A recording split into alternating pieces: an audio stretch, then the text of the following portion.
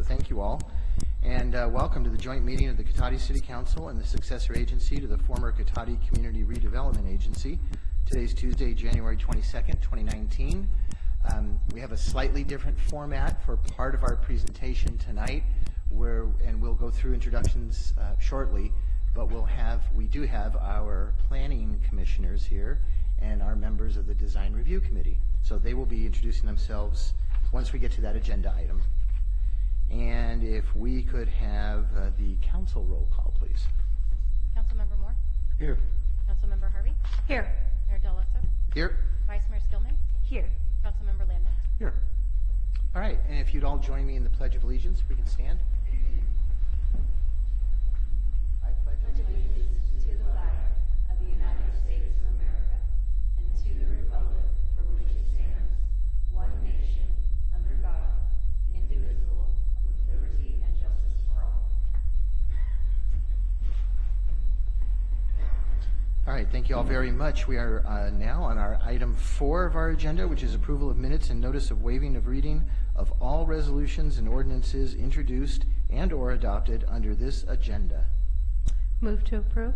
A second. Motion and a second. Any further discussion? All in favor say aye. Aye. Opposed? Abstentions? We're good. That's a 5-0 vote. Thank you. And now we are at item 5, which is announcements. Meeting orientation for new attendees and viewers. In conformance with the Brown Act and the adopted City Council rules, the meeting agenda includes items labeled as action items, where the City Council will consider the item and citizens are affected the opportunity to provide comments relevant to the item being discussed. The meeting agenda also includes a citizens' business item, which is the designated place on the agenda where citizens have the right to say whatever they wish. The City Council may or may not choose to respond to comments as the government code allows. However, if the City Council declines to respond, it should not be perceived as giving credence to or agreeing with any statements that the City Council or its members believe are incorrect, misinformed, or purposefully biased. Second item is the City of Cotati has special open office hours on Monday evenings from 5 to 7 p.m. by appointment in the Community Development Department at City Hall as part of its Cotati Open for Business program. The program provides personalized assistance and information to developers, current Cotati business owners, and those interested in starting a new business within the city. The Rohnert Park Cotati Regional Library hosts events for all ages, including art exhibits, book clubs, and children's programs. All events are free and open to the public. For more information, call the library at 584-9121 or visit www.sonomalibrary.org. The Cotati Historical Society Museum is open regularly the second Tuesday of each month from 5 to 7 p.m., Saturdays from 1 to 4 p.m., and by appointment. For more information, call 794-0305. Citizens interested in receiving City of Cotati community alerts via text or email are encouraged to sign up at nixle.com, which is NIXLE.com. The city offers a variety of recreation programs for all ages. See details on the web at cotaticity.org. The next Coffee with a Cop is at Redwood Cafe in downtown Cotati on Thursday, January 31st from 7:30 a.m. to 9 a.m. Come have a cup of coffee and a casual conversation with your Cotati police officers. I also realize I neglected, which is something that we started doing last year, introducing the council members and the city staff. So I'm going to go backwards here just for a moment. As I welcomed you earlier, my name is John Delasso. I am the mayor. And we have to my immediate left, Vice Mayor Wendy Skillman. To her left, Councilmember Mark Landman. And to my right, Councilmembers Susan Harvey and John Moore. And city staff that's with us this evening, we have our city manager, Damian Obid, the city attorney, Robin, I called you the city attorney. That sounded really stark, I'm sorry.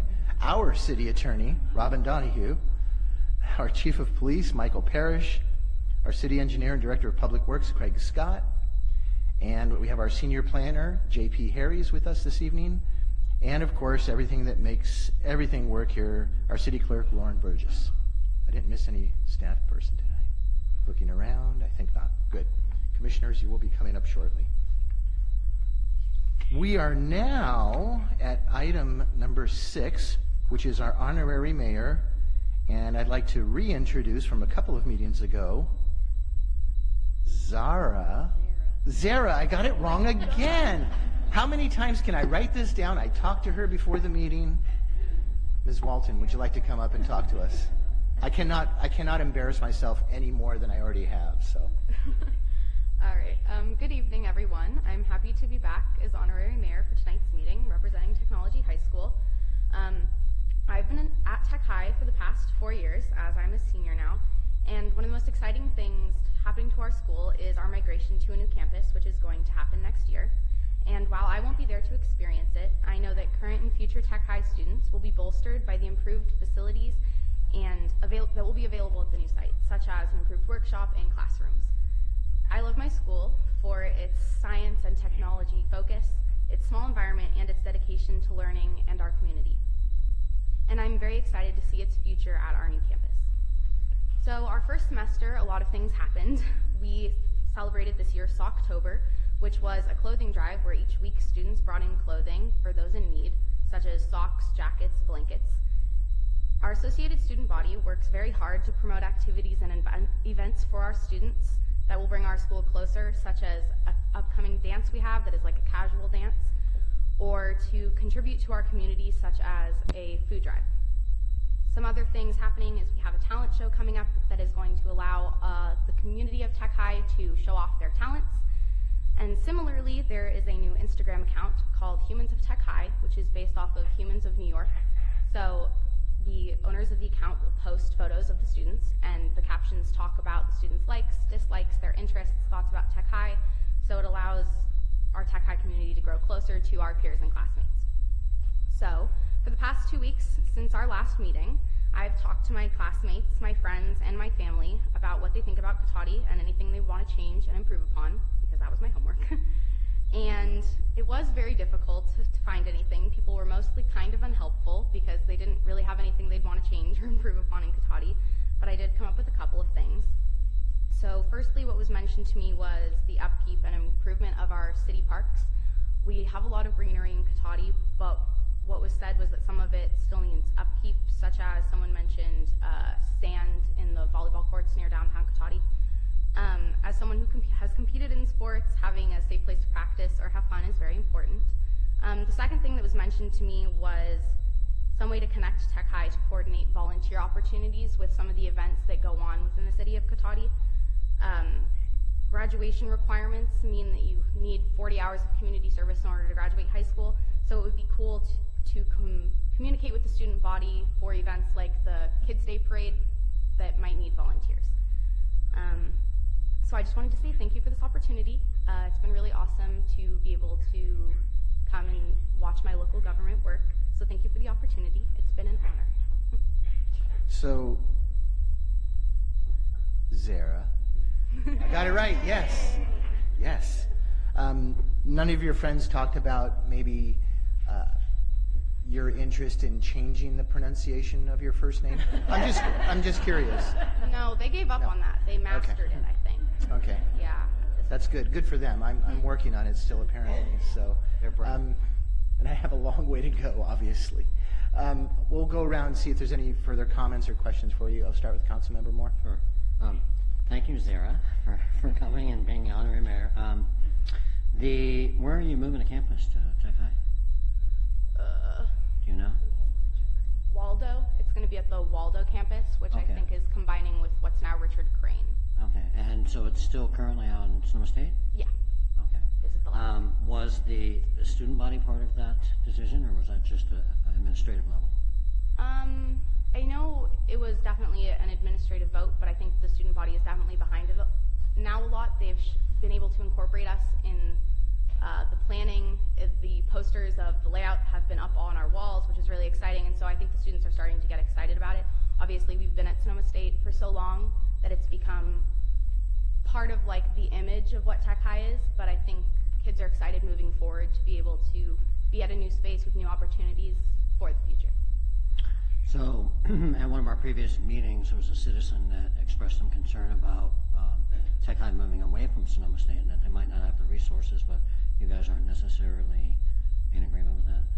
No, I don't think so. I mean, Sonoma State has definitely been an awesome opportunity, but we've also had to share resources with Rancho Cotati, which has been really awesome and nice of them to share.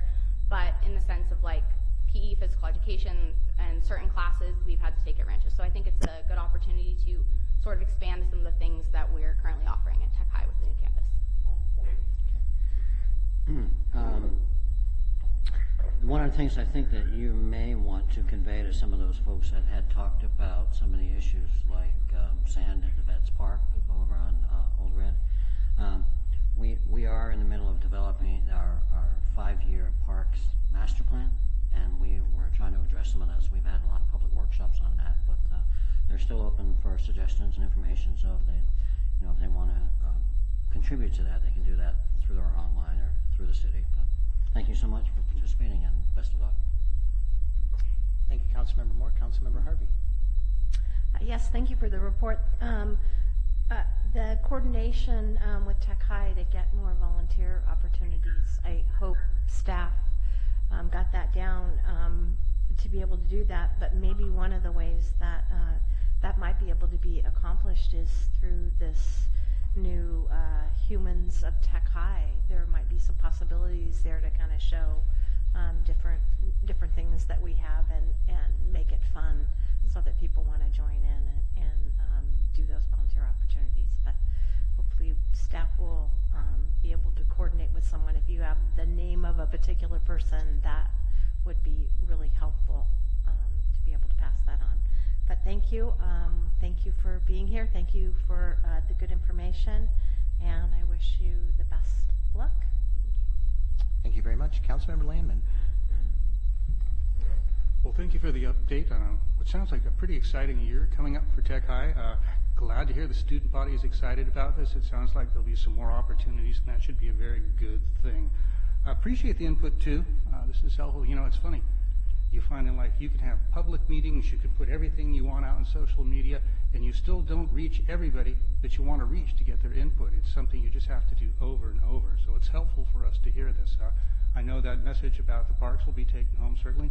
And I think we could certainly take a look and see exactly what we're doing with sand and just double check and see if it's meeting the needs. We can look into that and see if it's working out, because I would agree, nobody wants surprises when they're playing volleyball. I get that fully. So thank you very much for being here with us. You've been a wonderful honorary mayor, Zara. Thank you. Vice Mayor Skillman. I'm also going to show off the fact that I can say Zara. So thank you again for being here tonight. I know. It's too easy. Okay, so, but thank you for polling your friends and finding out what their input is. And it's actually kind of nice to hear that nobody immediately had 5 things, oh, we got to change this about the city. So that was actually really nice. And it's great to hear that there are people who are looking for volunteer opportunities. We've got Ashley Wilson, who coordinates for our rec department, and she's usually in charge of a lot of those events and always looking for folks. She rousted my son and convinced him to be the Jelly Belly character for the last Kids Day event. And I will tell you, if anybody's interested in losing 5 pounds, that is the way to go. So anyway, thank you very much for your time and energy that you put into this, and really wish you luck with your future endeavors. Have you heard anything back from anybody yet? I've Or- gotten into one college, University of Oregon, up in Eugene, which Excellent. isn't my top choice, but it's exciting to see I got into one college. Well, exactly. No, I mean, honestly, knowing you have a fallback, you know, even if it's not your first choice, it's like, all right, and it's really so much of, and even I'm sure what you've discovered in high school too, is it's so much of your educational experience is what you put into it, and, you can really create a great environment wherever you go. So I wish you all the luck. Thank you. Yes, Zara, I want to say that, Zara, it was great to have you here, Zara. So that's 3 now in a row. I'm working my way up here, so long way to go, I know. You know that the concept of the Humans of New York, we actually did that where I work. We did that on our Facebook page. We did the Humans of Point Reyes. And I was just blown away at how people reacted to that stuff. Because, I mean, it's probably different for maybe students as opposed to adults in a workplace. but it kind of demystified, who are you people? What do you do for a living? But I mean, the same thing will happen. I think you're going to find that that's a really cool way to again, kind of demystify, the persona of who these people are. So congrats on that. That'll be really fun, Zara. And yeah, no, I said it right. There was no laughter. I thought I got it wrong again. We were like holding our breath. Man, we do have a lovely certificate, and so what we do with that is we invite you up here. The 5 of us come out there. We get staff to take a photo, and we will let you go on your way after that. But do you have anybody you'd like to acknowledge in the crowd? Sure. So I've got my mom, and my mom's mom, and my dad, and my dad's mom here with me. It's a good collection. And I know Sandra's first name, and I pronounced that right, didn't I? Yeah, I did. See, okay, so there's a little hope for me. So why don't we go down and get a photo if you'd like to come up? There's always hope for you, John.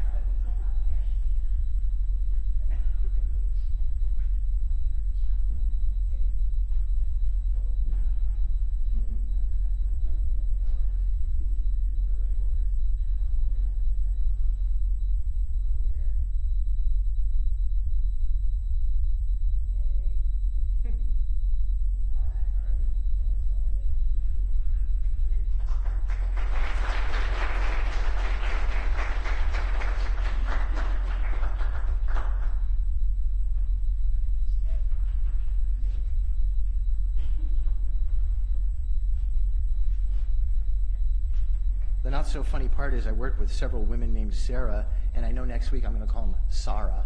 I just know it's going to happen. So, all right. Again, thank you very much. We are now at item 7, where we have presentations and update from our student body representative from Sonoma State University.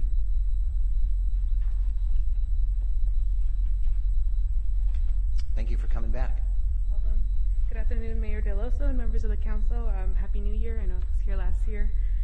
Again, my name is Brianna Rodriguez, 4th year, graduating senior at Sonoma State, and I'm the Senator for Community Affairs. I have a quick list of things that are going on. Today was the first day of class, so it's nice to be back. It's nice to see a lot of people on campus. I was here for the past 2 weeks, and it's getting pretty lonely. Some of the things that are coming up, student government applications are opening up next Monday, so we're getting ready for an election season coming up for the new student body that's going to be coming in. We also have our first Senate meeting next Monday, so we haven't met, so looking forward to that and all the things that we're going to have on our list. Sorry. We also have Global Fest coming up on Wednesday, January 31st to the 7th, which is pretty much kind of welcoming the students back this semester, and a couple events like free bowling, spring involvement fair, just inviting students back into the culture here on campus. In regards to what what she was talking about earlier about Tech High moving away from Sonoma State, so what happened was, I'm pretty sure you all know about the Stevenson remodel going on our campus, which is the building that pretty much holds the most students, the most classrooms, the most faculty on campus. So with that coming down, we need more space on campus. So what Sonoma State did was bought out Tech High's contract on campus.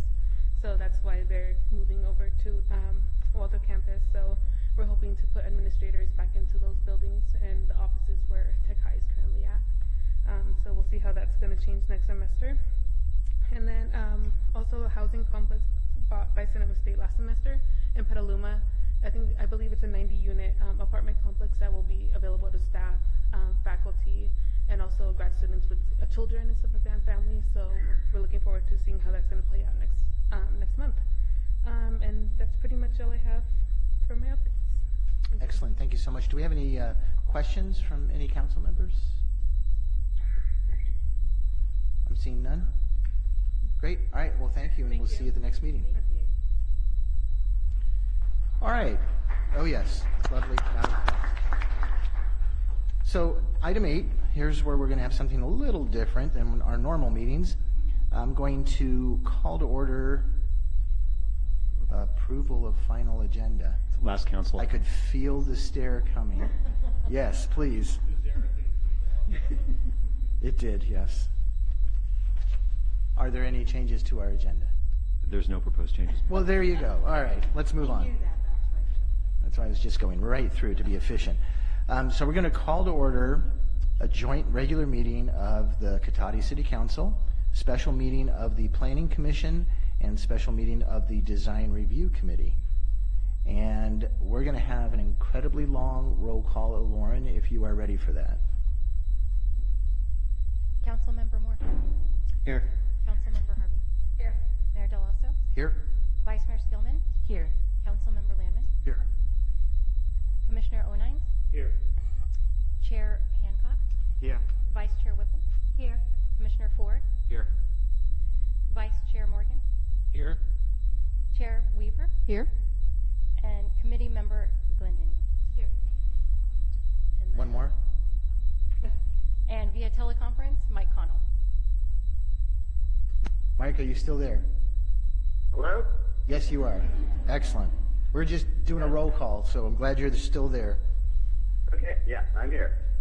All right. And we have one item under matters at hand, and I think I'm going to turn that over to J.P. Harris. Thank you, Mayor, members of the council, members of the Planning Commission, and members of the Design Review Committee. My name is John Paul Harris, for the record. I'm the senior planner with the City of Cotati. And thank you all for coming together tonight. I know it's unusual, but it would seem like the most practical way to deal with the issue tonight. We have a consultant with us, and it did not seem practical. I have 3 separate meetings, 3 separate presentations, and also we were able to pull, and I'll talk a bit about the steering committee, but the members of the steering committee together.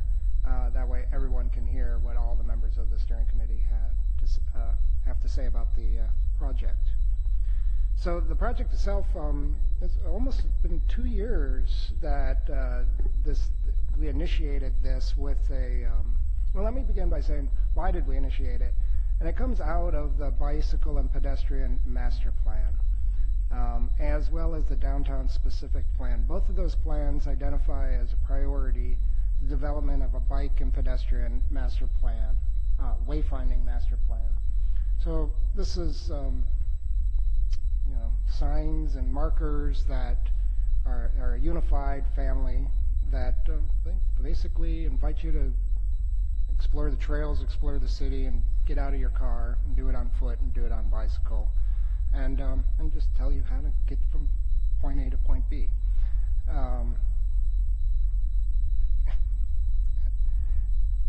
So it began back in March 2017.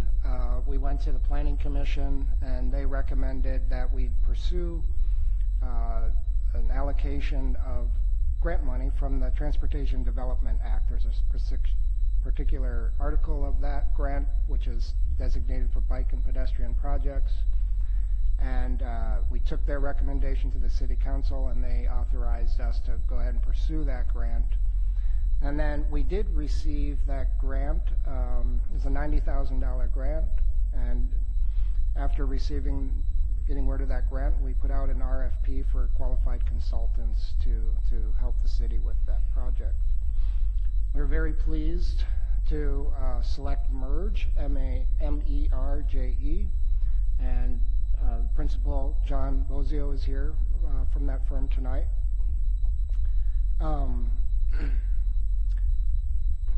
And at that same meeting, we also formed the steering committee. This was in February of 2018. That committee was made up of 2 council members, Mayor Deloso, Councilmember Landman, as well as 2 planning commissioner members, Chair Hancock and Commissioner Ford, as well as 2 members from the Design Review Committee, and that was Chair Weaver and Vice Chair Morgan. And we also had another member from the Chamber of Commerce, Kevin Ginger. Throughout the 2018, in March and May, we put out 2 public surveys that looked to what people thought about Cotati. At one point, things that tried to describe Cotati's identity, and then the second one was more design-based. We had a couple different options that we were looking at, and we chose to put that out in a survey. We held 3 public meetings. There was a meeting in sorry, lost my notes, March, May, and September. There were notice meetings that the public attended, and we largely focused on the design and identifying what it is about Cotati that makes Cotati unique. So through that process, and John's going to talk more about that process, we did come up with some signs, some designs. We narrowed that down to a design that will work for our family of signs. John and I, as well as certain members of the committee, spent some time outside locating signs, determining what messaging, thinking about what messaging should be on these signs. And that's what is in your packet today. You'll see that it's made up of 4 pieces. One is a broad overview of what it is that we're trying to achieve with the master plan. Then it narrows down to a design of the various signs, which all complement one another. The next part is the location. It shows where individual signs are proposed to be located. And then the final piece is what's going to be on those signs, what's the message. And the signs, especially along the trails, they talk to one another. You know, it tells you which way to go, and as you proceed down the trail, you'll get confirmation that you're heading in the right way, or as different destinations come up, it will move you to those various destinations. So that's our goal tonight, is to approve this master plan. The plan is what's going to guide our development and implementation of these signs. There's more to come, actually. This isn't the final stage, but this is an important stage, because now once we move through the approval of the master plan, we can then start developing our construction and fabrication documents. And then that's when we get into the real meat of the project and start implementation, hopefully this summer is what the goal is. So I will say that there's a series of motions that take place later, and those are laid out on page 11 of your board packet, council packet. And they're presented in an order that it's important that they proceed in a particular order. So if there's any question about that, it's laid out on page 11, but if there's any questions, we can help you with that as we move forward. And with that, I think I'll turn it right over to John, unless there's any questions that you feel want me to get into right now. No questions for staff at this point from council? How about from anyone from Planning Commission or Design Review? Any questions at this point? Nope. All saying no. All right. Thank you. Thank you. It's all me, right? Well, thank you, everybody, for having me here tonight. I'm just going to go through a little bit of the process, as JP mentioned, of how we went through the design process and the planning process and who we met with, and show you some of the designs that we went through and where we've landed with the final design of the project. So the scope of the project was really, it's citywide. We really have a focus, because it's downtown and pedestrian, on the downtown and the trails. It does include signage, but you'll see in our schematic designs, we also looked at a number of additional graphic elements or enhancements. Those were things that weren't really specific to the project when we started, but as we got out there, we felt like, hey, here are some ideas you might consider. We did a wayfinding analysis, which you have that, all these documents are online.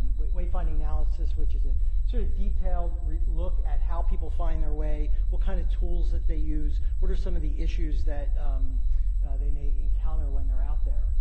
Much more so the science of wayfinding, how people get from point A to point B. That includes a review of not only just signs, but also digital components and digital tools. So there's some suggestions in there as to if you want to do an app or something like that, you certainly could do that. This project really focused on signage as the primary tool. We're going to show you, we went through a schematic design process. We did 3 options. I'll show you those real quickly. And then we moved into design development, which is option 4, and what you'll see tonight and what the steering committee has seen previously.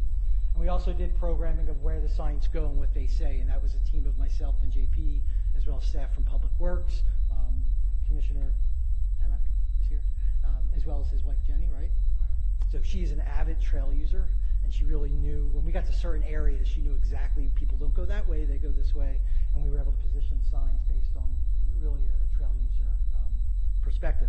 And then also, what we're looking to do is the next step, which is documentation, to really put it into a bid form so that you can get pricing and bids from qualified contractors. So we wanted to take this step prior to getting into that level of detail with the project. As I said, we did the wayfinding master plan, which is all the documents. The schematic design really included 3 different design options. This was the first one. Had some white posts. We took some more details from architecture in the downtown. Had some ideas for logos for each of the trails, as well as just in general for the pathways, and some of the different sign types. So you'll see these sign types as we go through it. You'll see parking signs, as well as an identification of parks, kiosks, bicycle signage, bollards. So you'll see how that works as a trailhead marker, as well as directional signs, kiosks on the trails as well. These are some of the ideas for logos we had, where you might have it for the smart pathway or the trail, but then we noticed there were a lot of sort of little trails, and we were going to call that Katati Pathways, and then what park you were in for some of those things. So this went through some development. This was the second option that we came up with. It was a little bit different. Had some more decorative elements on the kiosks,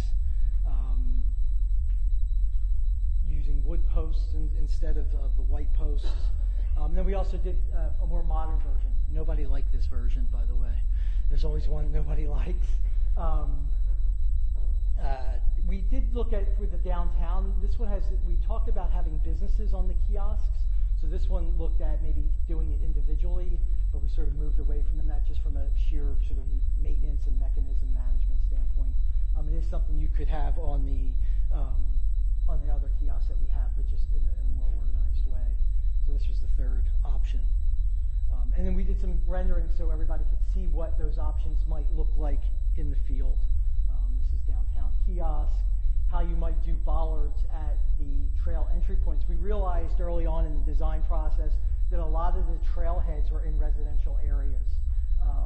And while you want to sort of identify that trailhead access, we didn't want to put a lot of sign clutter, so we thought things like bollards might work. Having kiosks at that trail entry point to let you know what's along there. It could be an interpretive panel. Then we looked at what we called these enhancements. So we recognized that the tunnel was a sort of a key connector point, and we said, well, are there different sort of creative things we can do, even just simply giving people direction at the tunnel, make it a little bit more friendlier. So these are part of that initial analysis and schematic design. Even things like crosswalks. So these were we were really just thinking of all kinds of things when we got into the schematic design phase of it. And even electrical boxes, how could you hide some of those a little bit more with elements like that, or turn it into a wayfinding tool? So that was a lot of the schematic design standpoint. So for design development, we were trying to get to a final design. So the basis for design, option 1, those trail logos were things that people really viewed favorably. We did end up looking at the shape of that a little bit more. That color palette, but no white posts. That was one of the key things that came out of that. Option 2 was preferred overall design, keeping like the use of hexagons, wood, and stone. That was something that came out of a lot of the surveys that we did. And the trail bollards, no brown panels. We didn't want it to be too much like state park type signage. And then considerations, low maintenance, simplify the shapes a little bit more, single panel for the business listings, which is what you'll see on the kiosks. So this is where we've landed with that design development phase. And these signs, they also reflect, when we went out into the field, there were a lot of issues that came up that from a programming standpoint, we've adjusted the design a little bit. I think not much from the steering committee standpoint, but new sign types that might be needed. So you'll see that we've included public parking, identifying the public parking, and directional signs to that. There's some pedestrian directionals in the downtown, as well as kiosks. And this, as you can see, the initial process we went through to land on the idea of a logo for some where it's needed on some of the signs for the pathway. So we sort of did where we were, and then we simplified, and we really landed on that hexagon shape. And you'll see how those are utilized on some of the sign types. So the first sign type is this parking sign. What you'll notice as we go through a lot of this, and I think I'm going to hand out some of these materials, is that the wood post. I have two. We're recommending at the moment this African mahogany as the wood post. I also have a red cedar here, but this is what we feel is appropriate. You'll notice with the wood post at the bottom, this is from a maintenance standpoint, we have sort of a steel plate at the bottom to protect it from when it transitions into the ground. And you also will see here the color palette, the actual paint sample color palettes. So the material is really, again, we're trying to create a system that's very consistent, not only with its look, but in its materials and its feel. There's a pedestrian sign and the kiosks. So the kiosks, we're still, we'll finalize exactly what information will go on there, but these are kiosks in the downtown. We have basically three sides. One side would be an orientation map, sort of farther out. Other sides can have event information where you can change it, community information, and then a downtown business map. So this is much more of a detail of businesses and that listing there. At the bottom you see this metalwork, so I have an example of the exact pattern, but it gives you sort of a general feel of the material that's being used for that, and then it'll have the inlay with the different colors. So that's the metal portion of that.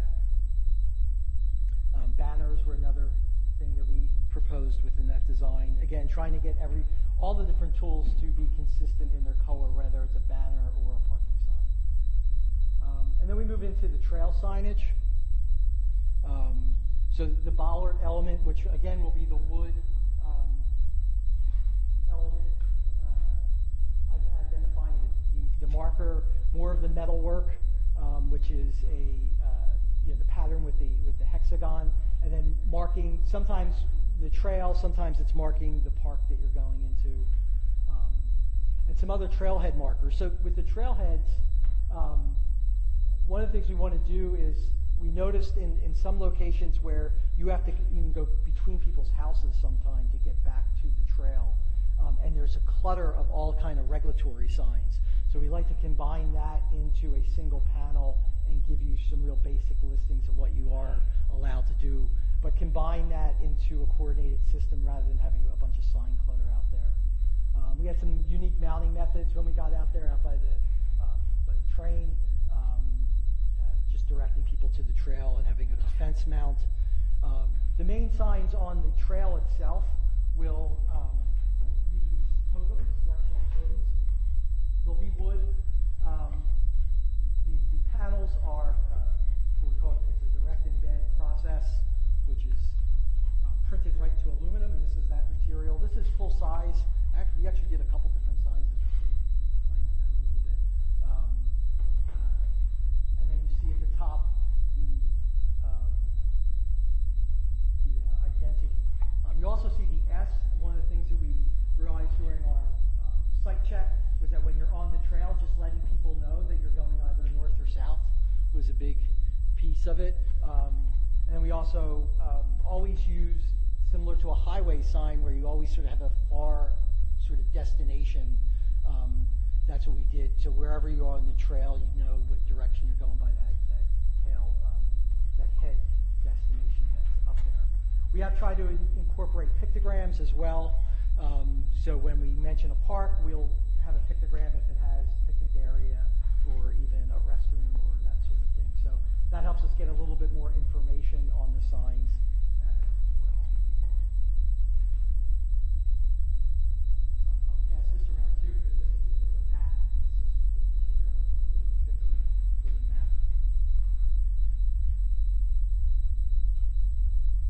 kiosks on the trail. So when you're on the trail, the kiosks are generally double-sided, and the one side that's facing the trail will tell you what trail you're on as well. And then we move into some bicycle signage. The bicycle signage mainly is on the streets, often located where you do have bike lanes, and we're giving the distance, not only the distance, but also the time that it takes to bike to that particular destination. So whether it's a train station, we're directing to the university as well. The main things I think Jenny wanted was the dismount at intersection. I made sure I got that on there. So as you approach an intersection on the trail, we're getting people to dismount as well. We do have signs. If you choose to go to that phase of the project, we've designed some park signage to replace the existing. Again, regulatory signage, and then interpretive signs. So, getting into the level of, do you want to tell a story about the history of the place, about a certain site?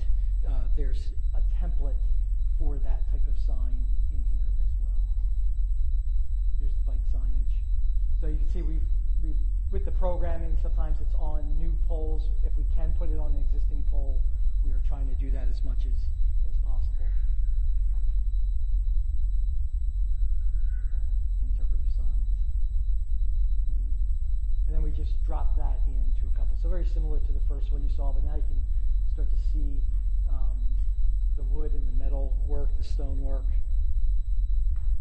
This is entering onto the trail where we'll have a map information, the name of the trail, some regulatory information. So all that sort of sign clutter you see at trail entry points where there's lots of different regulatory signs, all that will come down into a single panel, and I think really help clean that area up. Here's along the trail, having a directional sign as well. And this is that, again, pointing back to the trail through the park, access to it, and then what you can do, some of the regulatory info. And then the coordinated bike signage.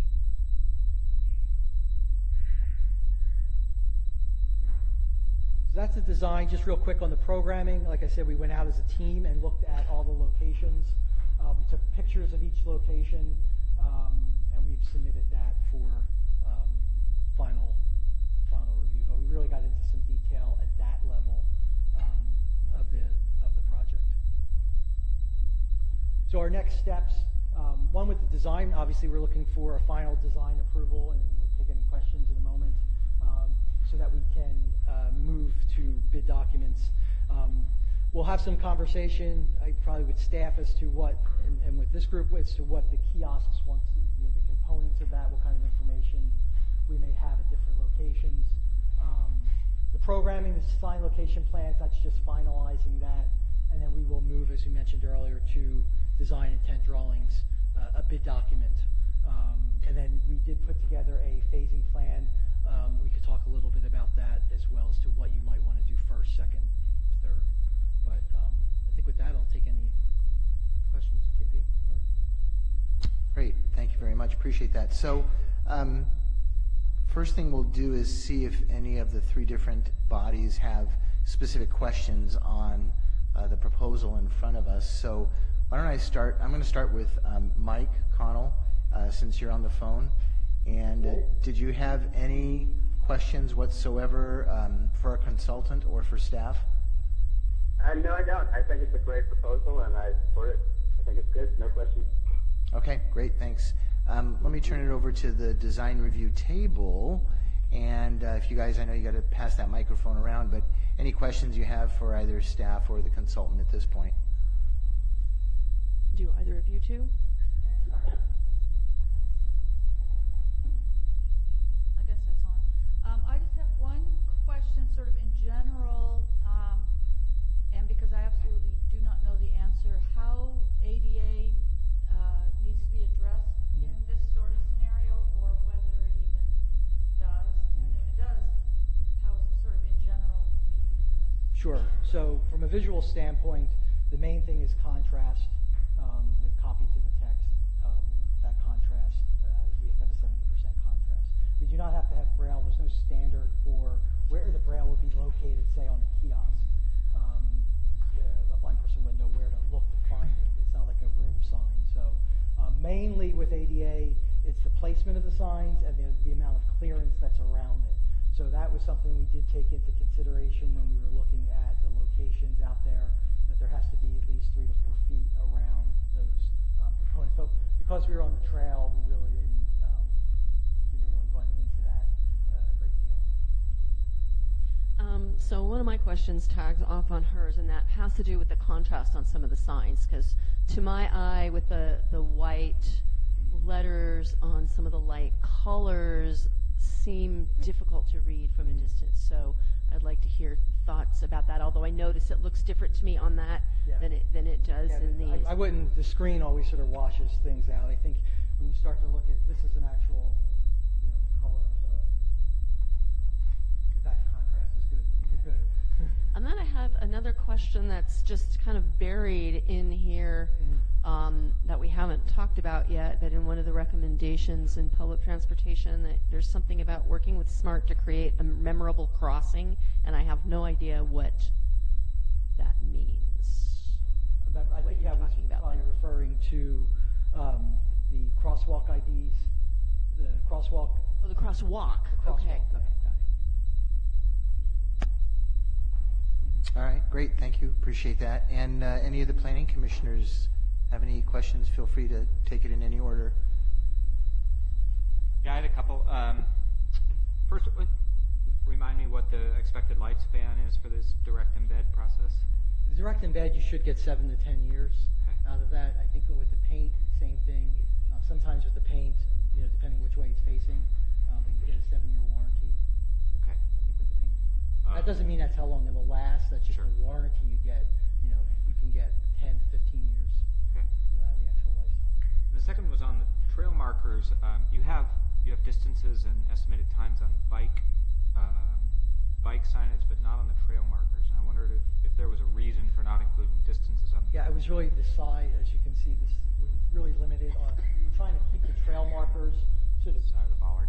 just as a side bollard and not get into the too big in the environment. I mean, we can look at adding that, but I think it's just going to make things a little bit bigger. We are going to have the maps at many of the trailheads. So when you come onto the trail, there will be a map, and that map generally has a 5 to 10 minute walk circle on it. So when you come on, you can get that information at that point. Mm-hmm. Or maybe it's something we can include at the kiosks. Yeah. Okay. Thanks. My question is about I guess they're roofs on the signs or the kiosks. Are those just for design purposes, or do those serve a purpose other than that, like weather or birds? Both. Both. 'Cause I mean, they're also a design. I think we had shown other design options with the kiosks in some of the previous ones where there were versions without a roof. Mhm. The one with the roof was favorable. ended up. Only because I tend to think that makes it more of a cluttered look. And I think that I'm just gonna go back. that's just my opinion, that simple is better, and the more stuff you put out there, it ends up blocking other views, whether it's view of the park, view of a business, view So of we the road. We originally had some versions that were a little bit simpler, at least in not having a roof on it. And then this was the one that, design option 2, which ended up being the sort of basis for design, was the one that actually had it. So that- And how was that determined again? Through surveys? Yeah, through the steering committee, through public meetings in the surveys, and then online. Okay. It was just sort of it wasn't really a vote, it was just. Well, if we get to vote here, I would suggest that that's kind of an unnecessary added feature. And then my other personal opinion is about the banners. banners on the street poles, I think they serve a purpose if there's a specific event or a specific season, like the holiday season. But I would hate to see, it seems Well, let's at this clutter. point, let's just try to stick to questions. Okay. And then we'll get public input, and then we'll come back, and get into a little bit more detail like that, Suzanne. So one other question is about the choice of using wood. Does it tend to be something that people carve into to Well, deface? Yeah, that particular, I mean, with any kind of wood, you might have that, but that particular wood, I'm not sure where that. Yeah, I saw the wood. It's more denser woods. You could go to like a black locust, which is even denser than this. So that would just be another option. That ends up just being a little bit harder for actually even the guys that are building it to cut and work with. So this is just a little bit less than that. Okay, thank you. That's all my questions. Yes, thank you. And some very good packages here. One of the questions when I was reviewing it, and I know I was involved in quite a bit of it here, was just did we identify restrooms as a possible area that needed signposting? And it was just I remember a story for me that was in a strange town and having restrooms there. But did we identify? Yeah, if we need to add that back to the message schedule, we can. I mean, I think if they were in the parks, yeah. Right. Yeah. Yep. So we can add that back in. Okay, thank you. No. Okay, so no further questions then from planning? Okay, great. How about council? Do we have any questions for staff? I'll start at this end. I'll start with Councilmember Landman. And I just popped something crunchy in my mouth. I know, Perfect timing. bad timing, I'm sorry. One quick and easy question. So I noticed the bulk of the work, as you mentioned, is scheduled to come forward as early starting next summer. My question is, I noticed there's a few pieces that are set aside for a phase 2. And I wonder if you could remind me and share with the public what the timeline for that might be? Estimated timeline for completion of some of the bigger items that are listed as phase 2? Within 1-2 years, something like that? Following summer, I'm guessing? Yeah, so we, the first phase would be done with the allowable budget. We had budgeted about $100,000 in total, including some follow-on design costs and then the actual production. So, so what would remain would be something we discuss in the upcoming budget for next year, most likely. I wouldn't imagine it would take more than 2 budget cycles, the current cycle plus 1 more. That's what I expected, but it's good to hear. Thank you very much. Vice Mayor Skillman, do you have any questions for staff or the consultant? Not at the moment, no. No? Okay. Councilmember Harvey. Well, I too wanted to know what a memorable crosswalk was. So thank you. Like, what is that? So you talked about the hardness of that wood. Why wood versus metal? Can you discuss that a little bit? As we went through the design process with the groups, I think with the metal, it just didn't give that enough of a natural feel that we were looking for in the design. You're going to have maintenance with the metal as well. So I think it was really the design. Yeah, a lot of our street lights, the paint has not held up very well on them, and they're metal too. So I just wasn't sure what. Also, sometimes when you're doing projects like this, the cost of this is a lot less than having to go out and replace a post that's painted, right? So you have a lower cost if something does get damaged for you to go back and replace it. So sort of a cost of ownership over a long period of time is less. Okay, thank you. Councilmember Moore, any questions? I do. I have several questions. While we're on the topic of wood, you're looking at the African mahogany, and that's a sustainable wood? Or do we even consider that? Yeah, I don't have the background technical information on that. Okay. That I think would be important to know on that. I chose the woods not only on color and finish, but also in talking to fabricators as to what the best wood would be from a maintenance standpoint, because that was a key element. So I did have sort of a deep conversation with them. So they recommended both for us to choose from the African mahogany and like a really basic sort of red cedar. Again, from a maintenance standpoint, we felt like that was a reasonable choice.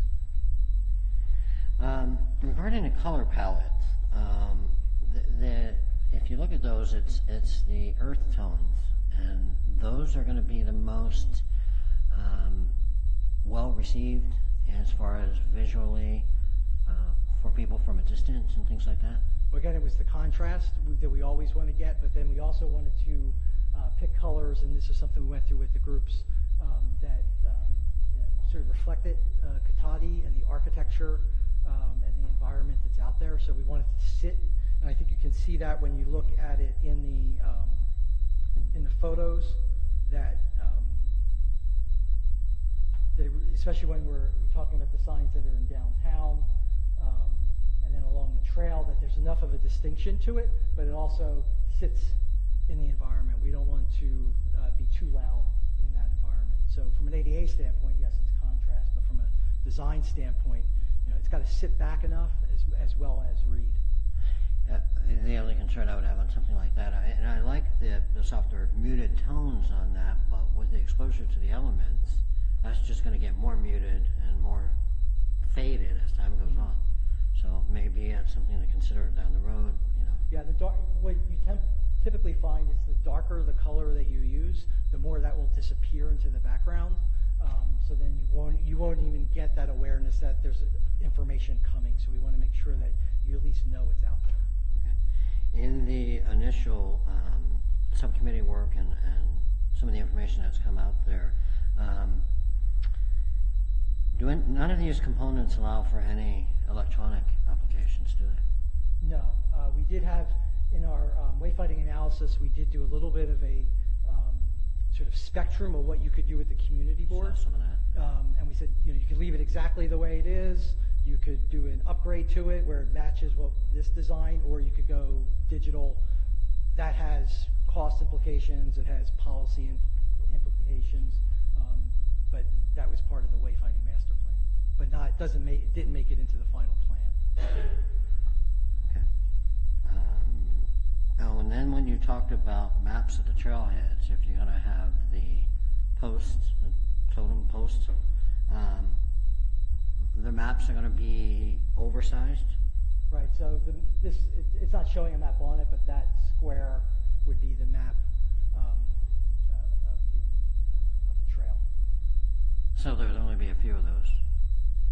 There are 7 of those, I believe, programmed at various trailheads. So when we went out and we looked at each trailhead, as a group, we sort of decided, was it a major trailhead that needed something like this, or was it sort of just an access point where maybe it wasn't needed? So those are 7 locations, I believe. Okay. And at this point, that's kind of conceptual, or do you anticipate that the height would be that? It's about that size. I have to go back and see exactly what overall. So that's 15, 20 feet? Probably about 12 to 15. 12 to 15 feet. Yeah. Well, that wouldn't stand out too much there. Hmm? I said that wouldn't stand out too much at that location.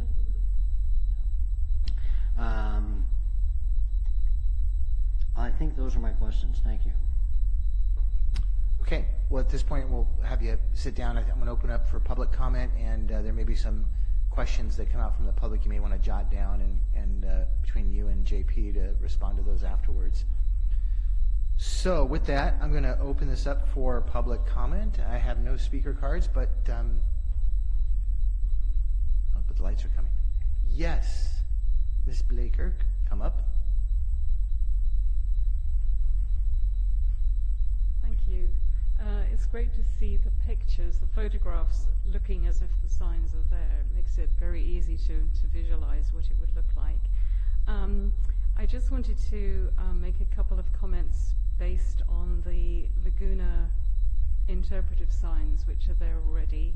and I think the idea is that they're going to stay. Then that's great. I'm pleased about that. But they have the rusty metal looking surround. I've forgotten the proper name for it. It looks like rusty metal. Corten? Cortens. It's a name brand, but I don't know if that's exactly what those are. But And I was wondering why that couldn't be used instead of wood, because it would match the pedestrian bridges. It doesn't need maintenance. It doesn't need cleaning. It would last a lot longer.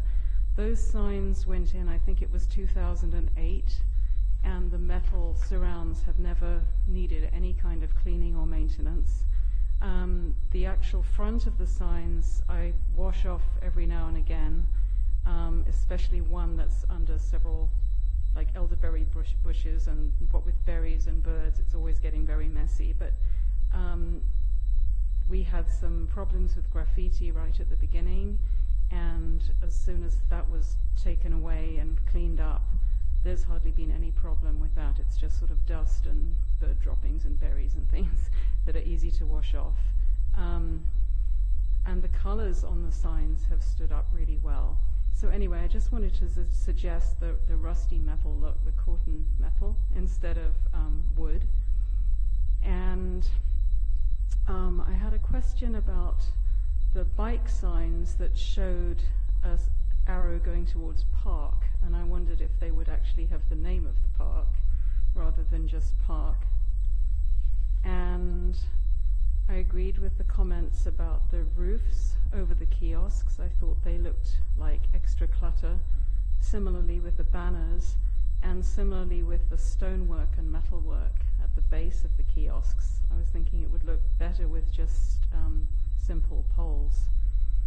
And I think there was one page with some small errors. I'm not quite sure, but I think on page 75, SL12, which relates to Delano Park, I think, if I'm not mistaken, there's two pictures of location 806 and two pictures of 807, and no pictures for 808 and 809. And that's it. Thank you very much. thank you. Appreciate that. Is there anyone else? Yes, please.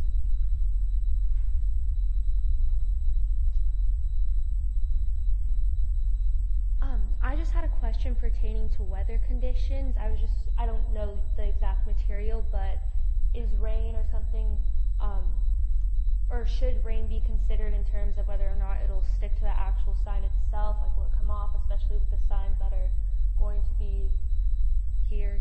Those kinds of signs, like, is there an edge where the water would get caught or anything like that? Yeah, that's my question. Okay, thank you. Appreciate that. Yes, please, come on up.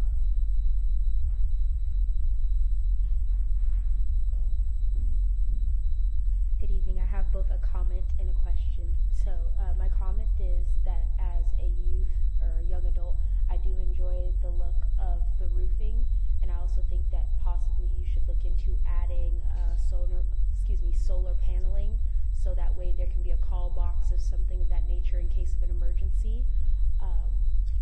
Also possibly charging, because I happen to be one of those people who do walk around on the trails, and sometimes my phone has died or something of that nature, unfortunately, but that's probably all on me because I've spent too much time on it. But my question to you is similar to that of Pinkeo's, and it is, how easy is it to clean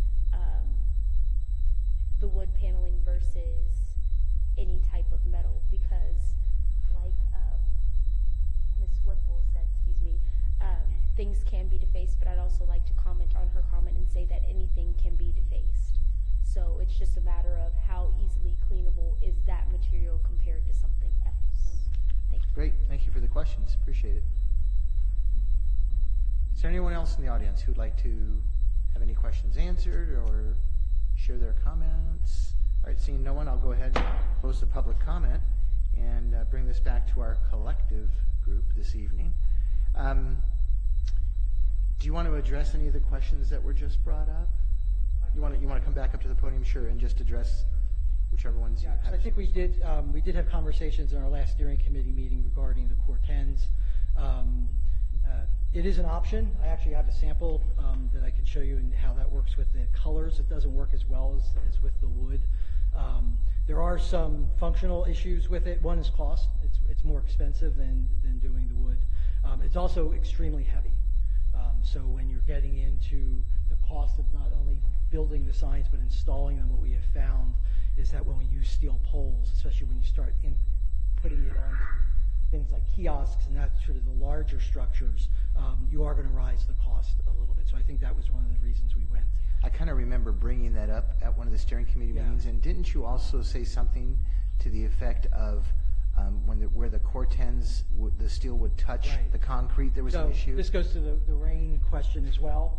So if you have the Cortens in areas where it's on the sidewalk, so the kiosks and some of the other sign types, that Cortens, that rust is going to come down onto the sidewalk. When it's along the trail, it's not an issue. But just to be aware so that we understand what the pros and cons are with both of them. You can use, and that's why I have a sample. I'll just grab it. You can use another product. This is the entire village of Whistler, Canada, where we had the whole conversation regarding Cortens. So this is they chose not to do the Cortens. They chose to go, it's called a Sculpt Nouveau. It's a reactive paint. You got lots of different finishes on it, but it can look like Cortens. It is a paint finish. You paint aluminum so it's lighter. It gets a anti-graffiti coating, so it's no different than a paint. It is not the easiest thing to apply.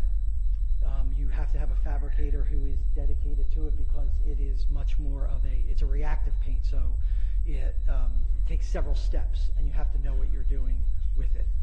So it comes with that caveat compared to just straight up Cortens, which will age over time. It doesn't require cleaning. Cortens will self-heal over time, but it won't self-heal in 6 months. It'll self-heal in 4 years, that sort of thing. Okay, great. I don't know if there was any other questions you wrote down. No, I addressed the rain, the solar. I mean, the solar, we've done solar kiosks as well. I think we even talked about that maybe in the master plan. That's just a matter of, adding cost to that particular kiosk. When you do a solar panel on a roof of that size, it's enough to have a small light, but it's not enough to, say, power a screen. That's what we've found. You also have to have it in an area that's not going to get shade. It's got to be a certain size. There's a couple other things that go into it. So that would just be a cost and desire issue. It'd be very easy to add that to this. I think that's it. Okay, great, thank you. So at this point, I have no idea what I'm doing, so I'm going to try this as an option. We'll see how it works. I think we can go back around through design review, planning, and council, and see specifically about comments as opposed to questions this time, unless other questions have arisen. Did you have a comment, Mr. Landman? I wonder if we could just quickly kick it off from here, simply as the chair of the committee wanted to thank a few people and also just give some of the impression of what actually happened to the committee for those that weren't able to make the meetings, because it was a pretty interesting public process. So with your permission, actually, I guess I already started that. You did start it, so I'd say continue. That's good. Sorry about that. That's kind of the sneaky way to do it. But first of all, I do really want to thank the members of the committee. We had a large committee with a lot of people, and we had really good turnout very consistently with that. And I'd like to thank John from Merge as well, too, for helping guide us through a really iterative public process. And this was interesting. You hear people talk about public processes, but this was a wonderful example of one. We had scores of committee members from all over, but we had a lot of new faces from the public, some of which I didn't know, a few. We had good full rooms, and after we kicked off the meeting, we all got down off here, sat together, the audience, and instead of following the typical public process of council meeting, public comment, we just asked everybody to take their turn talking. We took everybody's input, and it was interesting because as it started, I thought we were heading for a disaster. The first thing came up, and everybody had either one or two reactions. Oh, I absolutely love that. I absolutely hate that. Maybe a few in the middle, but most everybody. And then the next thing came up, the next design option. It was the same thing. And then the third one came too, but not everybody hated it. It actually lived on a little bit too. Because a funny thing happened through the process we all did by having all of these people talking, going around and around. There was a consensus that was arrived at. That was it everybody's exactly first choice, every single piece of it? No, not really. For me too. But do I like it? Yes. Can I live with it? Oh, certainly. And it respects that public process. So I'm not going to spend my time tonight going in and second guessing any of the various small design things that weren't my first picks. I think we're past that point personally, I would hope. But I will say that a few things. The wood, everybody liked it. That was the one thing they really liked from that second design, and that's why such a strong push was for it. And it does seem like a natural material, something that fits well for Katahdin. I would imagine a sustainable wood might be softer, as it's probably a shorter life cycle too, so you have a toss-up there. I don't know what works better, but I do think that using a good hard wood probably works as well as using Cortens. Cortens, if everything's rusted metal, it won't look as nice. The bridge and some of those nice signs look nice because they're a change of pace compared to everything around them, perhaps. So what else can I tell you about this, just to finish it up?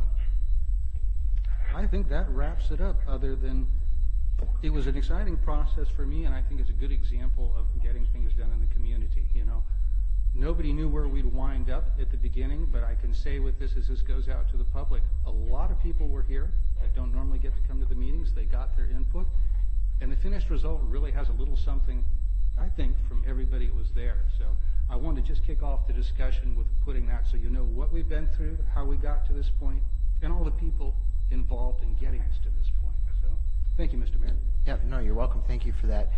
One thing too, just for staff's sake, as we're going through the different commissions here, I know there are 2 resolutions that are proposed to be approved, and when we get to planning and then to council, you may just want to keep an eye on it, and if anybody from the planning commission or the council has any kind of change to the resolution, I think we need to bring that up as we're going through this process, just so it's fair enough to staff. So let's just try to keep that part in mind if there are some edits you wanted to make. But there were 2 other comments I had written down. One was a question on a specific sign, I believe, about names of parks, and I recall the names of the actual parks were on the signs. Am I not? I'm correct on that? Okay, so that was an answer to one of the questions. And then I think these little mock roofs, for lack of a better word, in the kiosks, that's a design standard that's been around for a long, long time.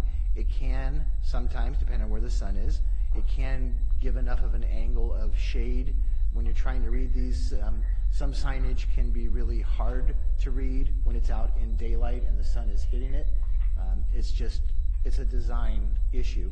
Of course, if the sun is behind you when you're reading this, then the entire sign will be lit up and it doesn't serve as much of a purpose. But it is a great resting spot for birds, so they can then drop their berries, and okay, we know how that goes.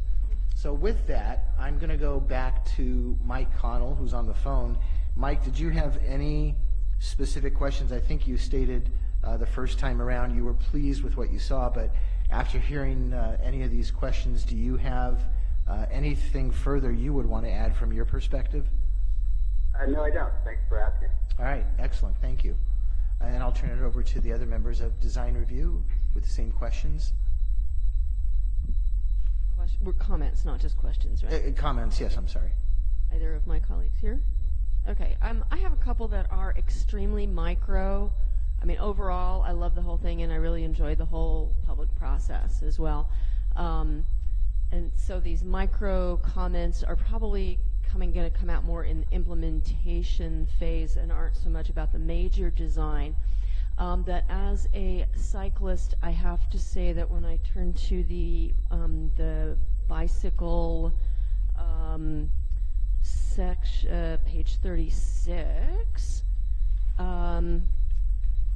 about creative bicycle racks.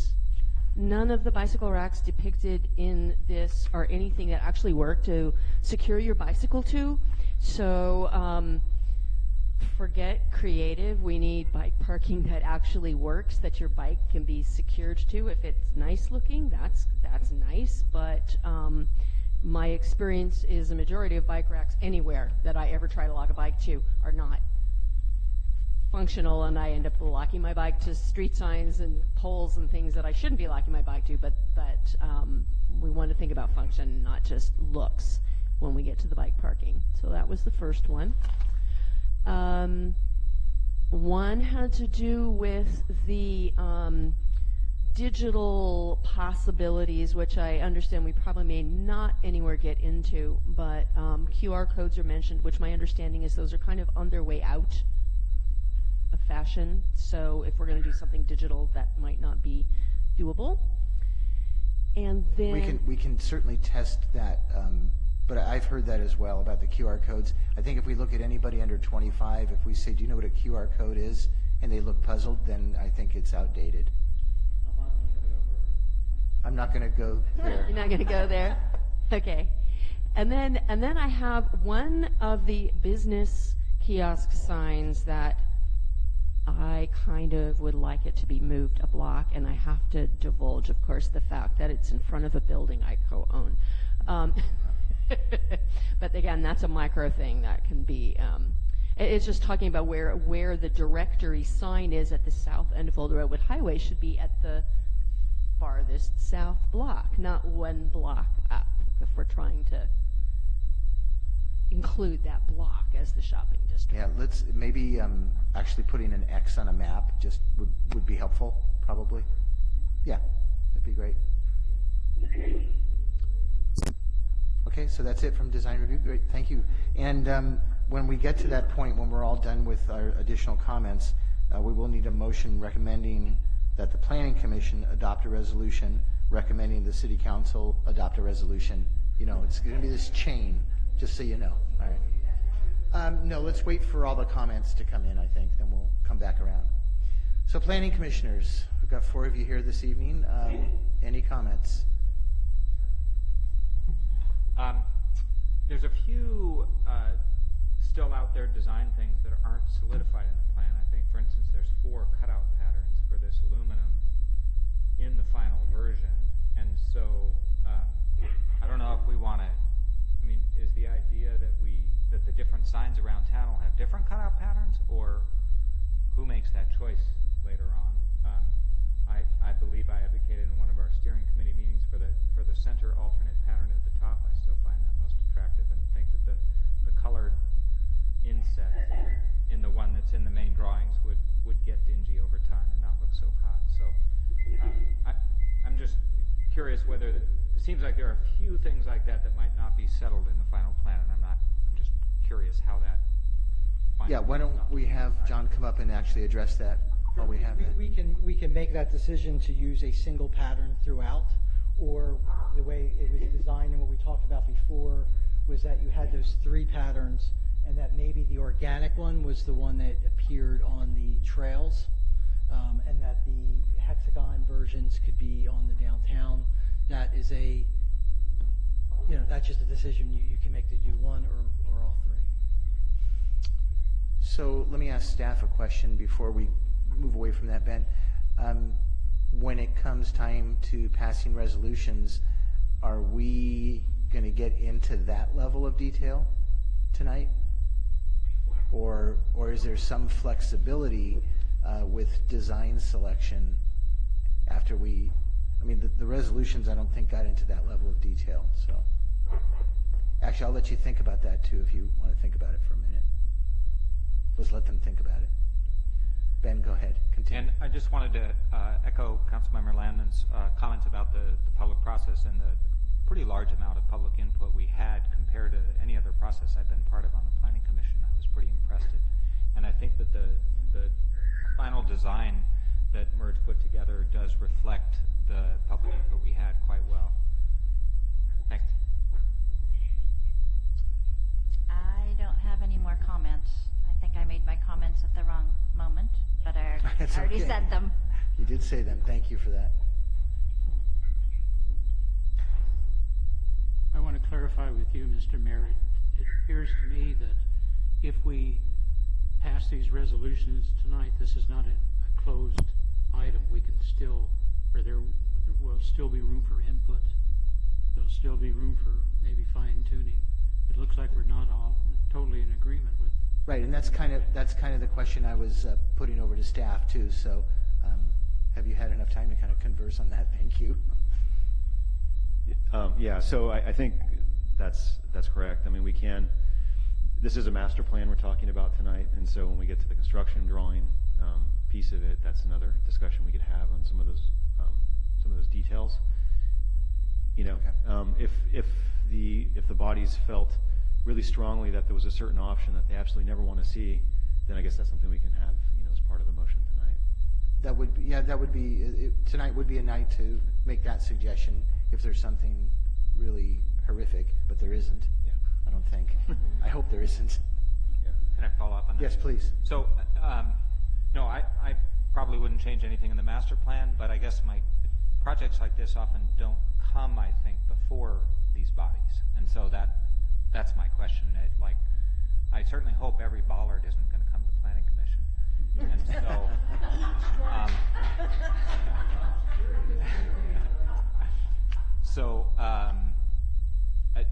And so is there some level of significance, like the kiosks, that they'd come to design review and planning commission, or is there any sort of standard? It seems like sometimes, because public projects don't have to come to the planning commission. Right, please. I was just gonna, so something like this, when it gets to the capital stage, it would just go to council for a discussion at the council level.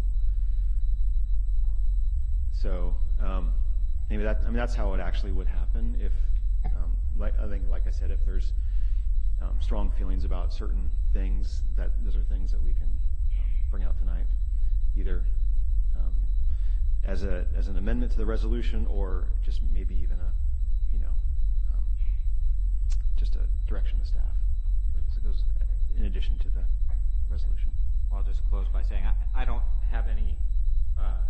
I think this is great as a master plan, and I'm fine with leaving that level of flexibility to designers on staff at that time. So I think it's a good master plan. I think the process that we went through, as Mark Landman said, was very worked out very well with a lot of people coming through. I do like keeping it at the simplicity level, I think, for the city. So trying to pick one of the designs, whatever process we do. I always look at those and think they're going to get covered by spiders.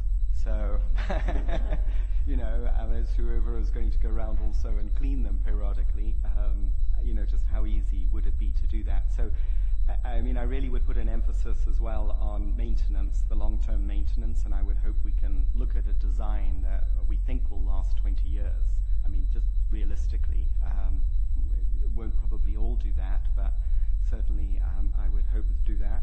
I think the intent of having a wayfinding system across the city has been put together very nicely, with a lot of good detail for it to go to the next stage.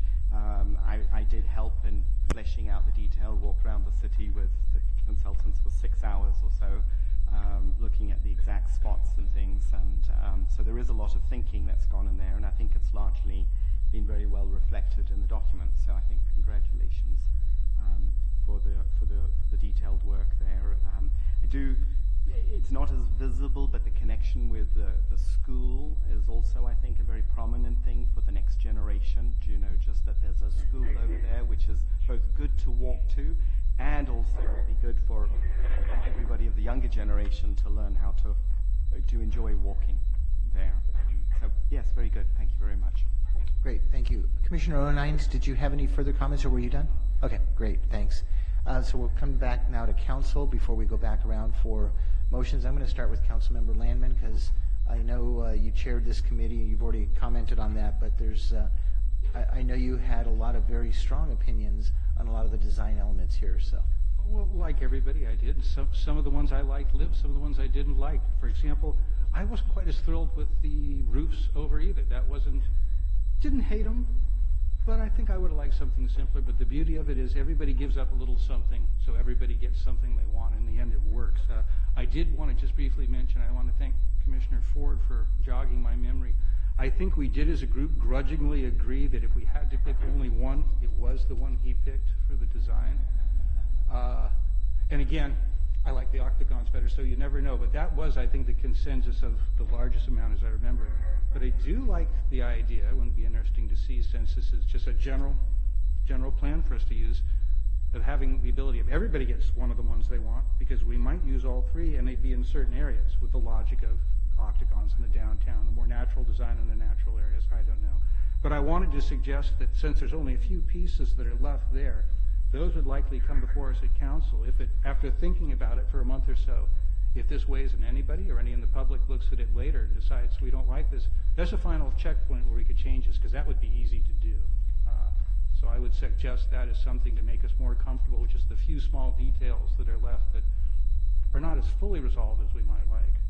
But overall, again, I very supportive design, liked most of it from the start, and after living with it for a little while now, really going to like it. I can hardly wait to see it in the community, because I think it's going to be a great improvement to this town. All right, thank you very much. Vice Mayor Skillman. Thank you. No, overall, I really like the master plan, and I sort of thought of it as sort of a blueprint, because then we're going to have to go out to bid. We're going to have to see who comes back with the ideas that fit this design, and then even then we can hash out details, like if that designer says, oh my gosh, we can't possibly use X material, we have to use Y material, you know, we can work all of those details out.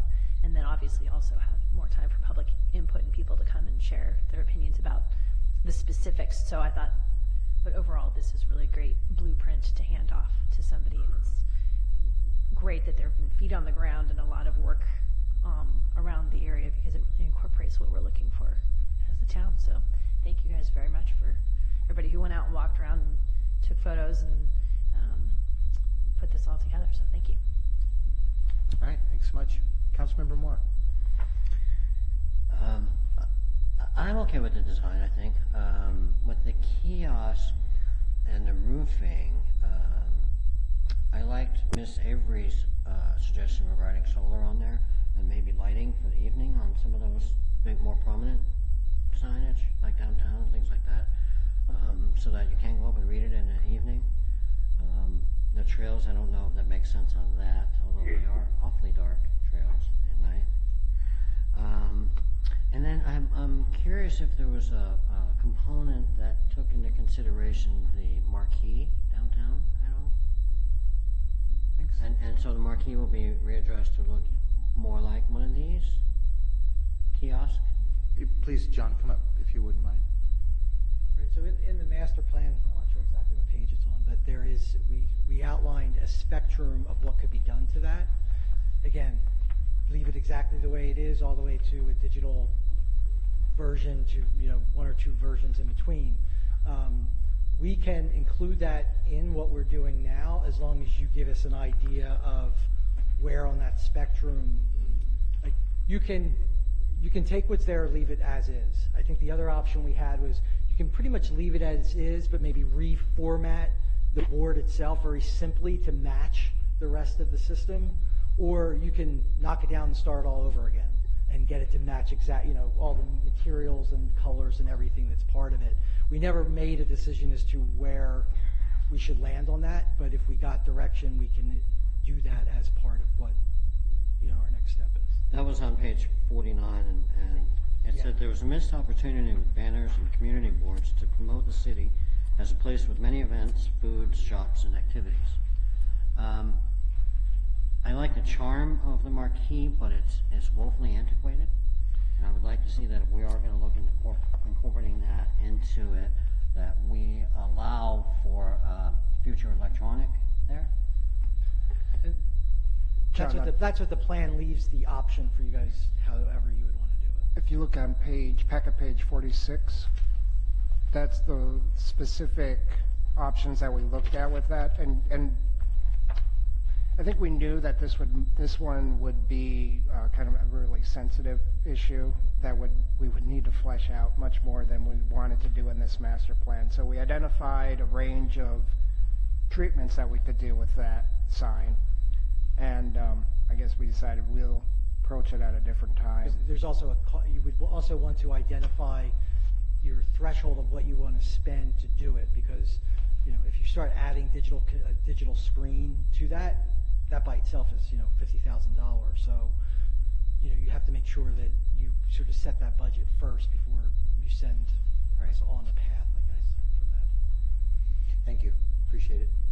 You were equating the level of potential sensitivity based on the facial expression of Councilman Landman to that digital suggestion? I would say just about everybody I've talked to about the sign has a strong opinion one way or the other on it, and so we said it. And it was a little outside of what we wanted to do with bike and pedestrian. Okay. Yeah. So that's something we can always look at down the road? Yeah, absolutely. Okay. That was it. Thank you. Yeah, and again, looking at it down the road, I mean, that does make more sense in a lot of ways. Plus, we'll already have incorporated the design elements throughout town in theory. So to incorporate design elements into whatever that feature could look like would be a small little charrette that you could have and put some ideas together on that. Yeah, I just think that this is something that we're going to invest into, and it's going to be here for a long time. As we move on, we may want to incorporate some applications, electronic applications that would help assist those that have disabilities and things like that, and then informational pieces. So. Great, thank you. Councilmember Harvey? Gee, thanks. The community board, there's a lot of talk in here about taking down old signs and making everything be consistent and, so on and so forth. So it would be, I think, a really big lost opportunity for us to do all this signage everywhere else, including right across the street, as witnessed in that picture, and leave our kind of most prominent marker that we have and do nothing with it. So my opinion would be that I would like to see us at least get it in the plan, if it's not phase 1, phase 2, whatever, so that we do address it, because it would be a shame to replace everything else and leave that. I'm not so hung up on having a digital board. I think we're a little bit more simple, but if that's the will of the people, then so be it. But I would like to make sure that that board gets addressed. On the master plan itself, I really appreciate all the input that everybody did. It's really kind of hard, when you hear people say, oh, well, it's been 2 years. We've been hearing about wayfinding 2 years. Yeah, wayfinding's coming, it's coming. But as with lots of things, you have to have patience to be able to get to a good answer. I'm glad that there was a lot of consensus. It's really hard to kind of sit on the outside, when we can only have 2 people there and have all this going on, and now we kind of get to see at the very end. But I definitely appreciate all the work that's gone into it, and I think it's a very thorough plan. I think that you've given us a lot of options to work with, and I'm very pleased with it. All right, thank you very much. Yeah, I think overall kudos to everybody who not only was a part of the committee, but also the members of the public that showed up. I mean, there was a lot of different opinions, and it's very interesting to start from kind of all over the map and then try to, in your case, John, you were trying to herd cats. It was NJP. It wasn't a simple task, but I think what we have is an excellent plan. You've shown your design skills in other jobs in other cities, and there were some fantastic designs, and I think we've got some fantastic designs. I'm a fan of the roof over the kiosk, but I may be all on my own on that one. Who knows? It's okay. Maybe not. Maybe Tim will approve it. And again, there's just different design elements, but it boiled down to sort of, I like this, I don't care for that. Oh, but you're going to do it because I like this, and you're doing that. So it's a give and take process. So. No, the only thing we had a consensus on was option 4, out. That was easy. Nobody seemed to care for that one. I hope nobody cared for that one. So. It was 3? Yeah, whatever. It was one of those numbers. Yeah, it was a long time ago. I'm never going to live that one down. It's clear. So, all right. So with that, I don't have any additional comments. I mean, again, I just want to appreciate everybody who was involved and the process that was undertaken here. So we have 3 types of motions we need to make, and if design review is ready to make. Yeah. Now, let me ask, oh, good, you have your hand. I was going to ask you a question. Do we need a member of design review to make a motion, another one to second, and then a roll call vote from design review? We do. I just wanted to give the friendly reminder for the benefit of the public. We have an official on the phone, so all votes on this item should be by roll call. But yes, the normal motion and second would apply to each group. To each of the groups. Great. So we'll start with design review. Right. I would entertain a motion to recommend the Planning Commission adopt a resolution recommending that the City Council adopt a resolution to approve and adopt the bicycle and pedestrian wayfinding master plan. Wait, I want to, you're making a motion, you're not adopting? I would entertain a motion. Yeah, I'm sorry. I will make that motion.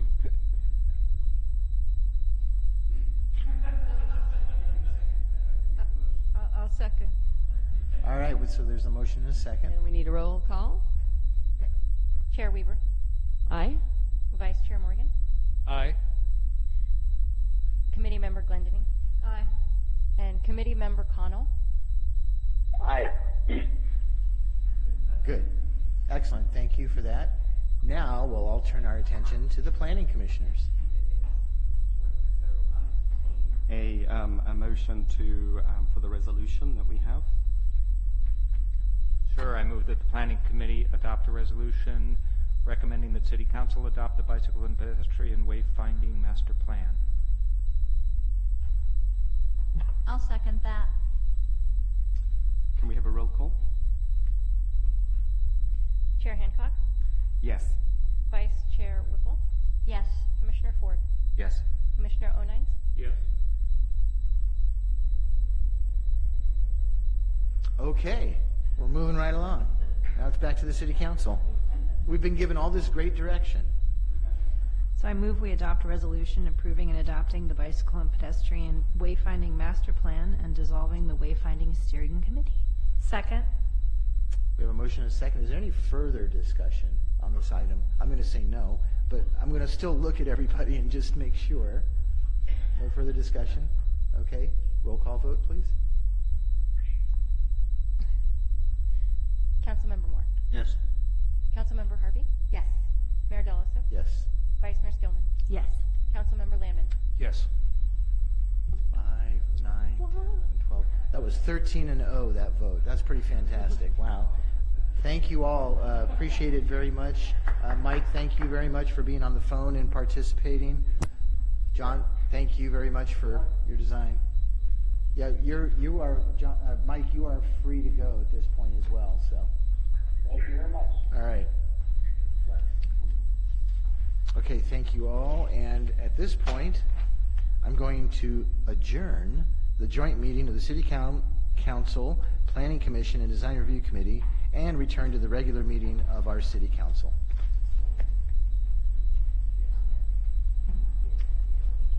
Oh, I have a request for a 5 to 7 minute break. So we will take a break and re-adjourn in 7 minutes.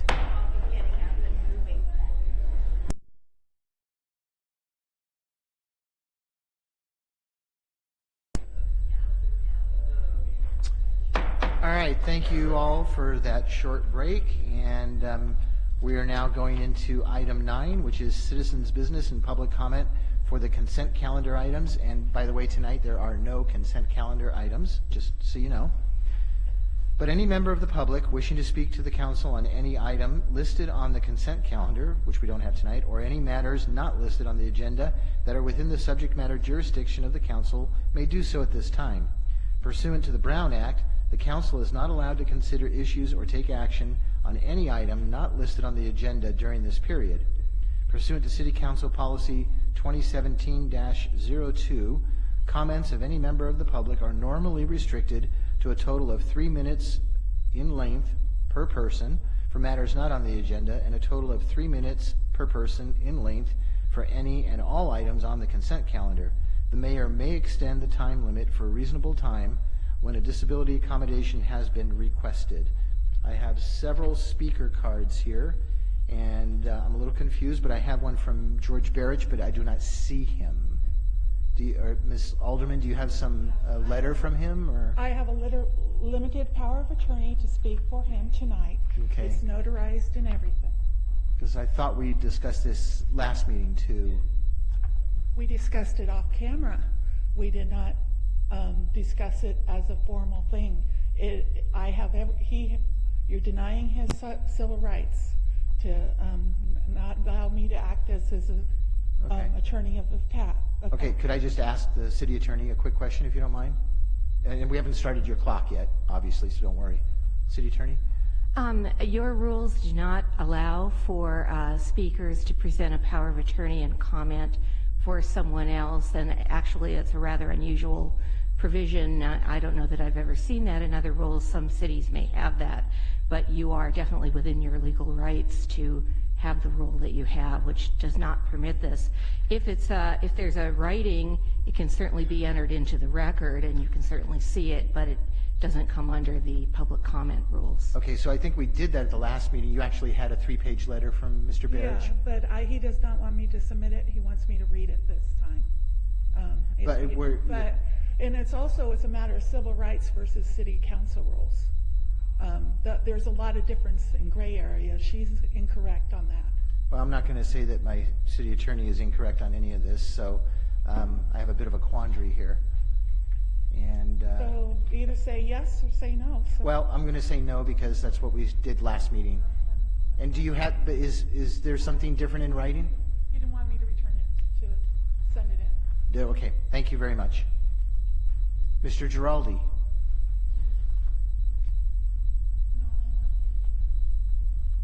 Good evening, Mayor Deloso, distinguished members of the City Council.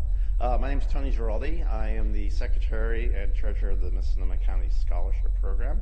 I'm also the General Operations Manager of Sonoma County Airport Express, which happens to be the primary sponsor of the Miss Sonoma County Scholarship Program.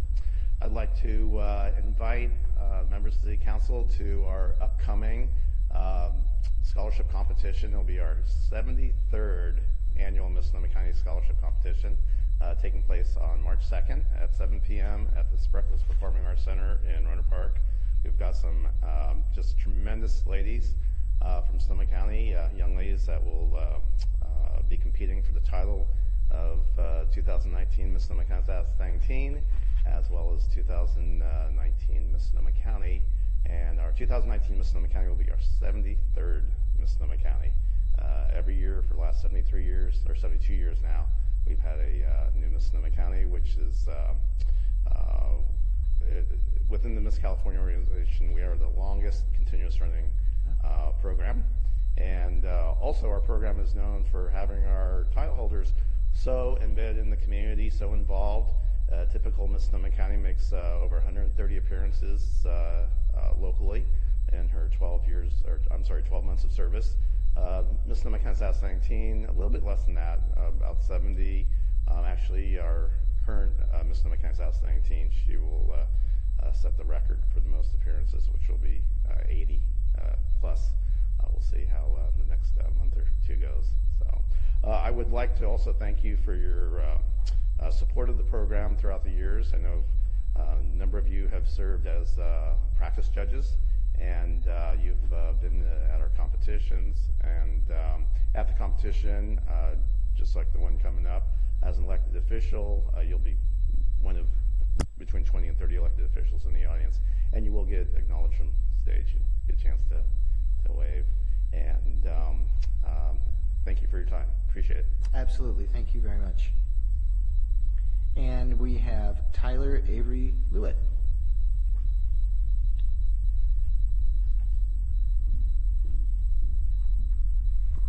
Good evening, Mayor Del Oso and City Council and its affiliates. My name is Tyler V. Lewis, and I'm the current reigning Miss Sonoma County. I'm 23 years of age as of last Friday, and my platform is the inclusion of African American literature in Sonoma County schools. My current responsibilities are as multiple. I am the current president for the Black Student Union at Santa Rosa Junior College, and I happen to be a lifelong resident of Sonoma County. I'd first like to start out by saying thank you for including Pinkeo and I in many of your engagements, such as the Kids Day Parade and Festival. It was really special to me because I've been a part of this community for 23 years, and I remember going with my dad to the Kids Day Parade, and as a youth, and even now being able to be in that parade and see all the kids who, just like me, who look up to me, that was very special. I also want to thank you for being accepting of my guest, and I brought the 3rd District Dairy Princess with me on that, and she was not only my companion, but she is one of my best friends. And overall, as Miss and as your Miss, I feel like I've done my best to make you all proud, and I have taken your, what is it called? Sorry. Not your compliments, your... We can give you compliments. Oh, no, that's not it. I'm not fishing for those.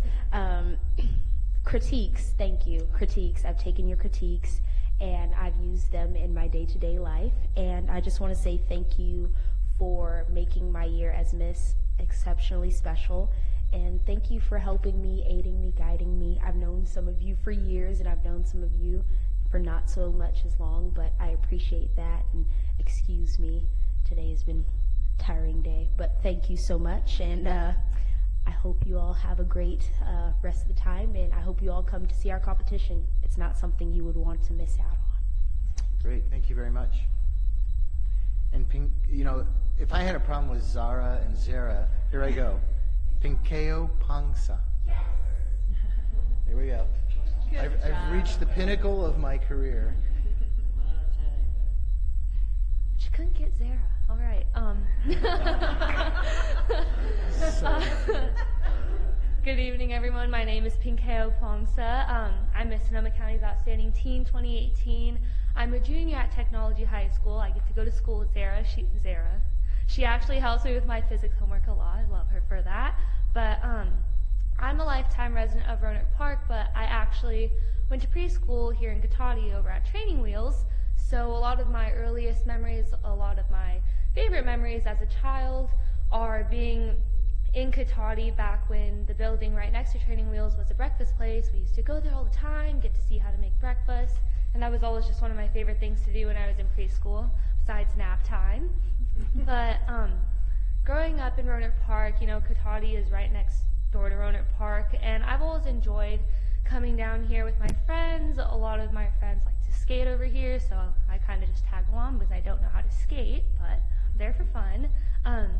And having the opportunity to represent Cotati, as well as all the other cities in Sonoma County, has been absolutely incredible for me. Like I said, I'm a lifetime resident of Roanoke Park. I am only 16, not 23, but I'm 16. But being able to say that I've represented this city amongst the other ones at Miss California especially, which was a huge deal for me because I've never been a part of something on such a large scale on a statewide competition, has been absolutely incredible.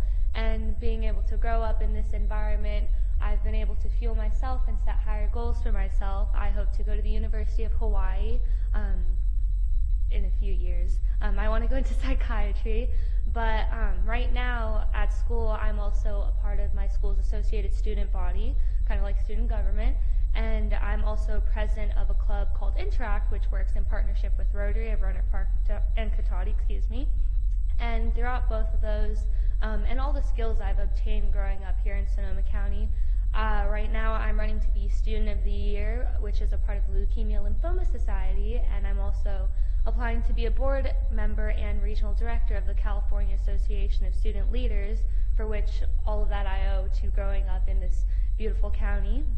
But I would love to see you all at our competition. It definitely isn't something you want to miss. And before I finish, could we please have a photo? We could do that. Great. We'll go out front here, all of us.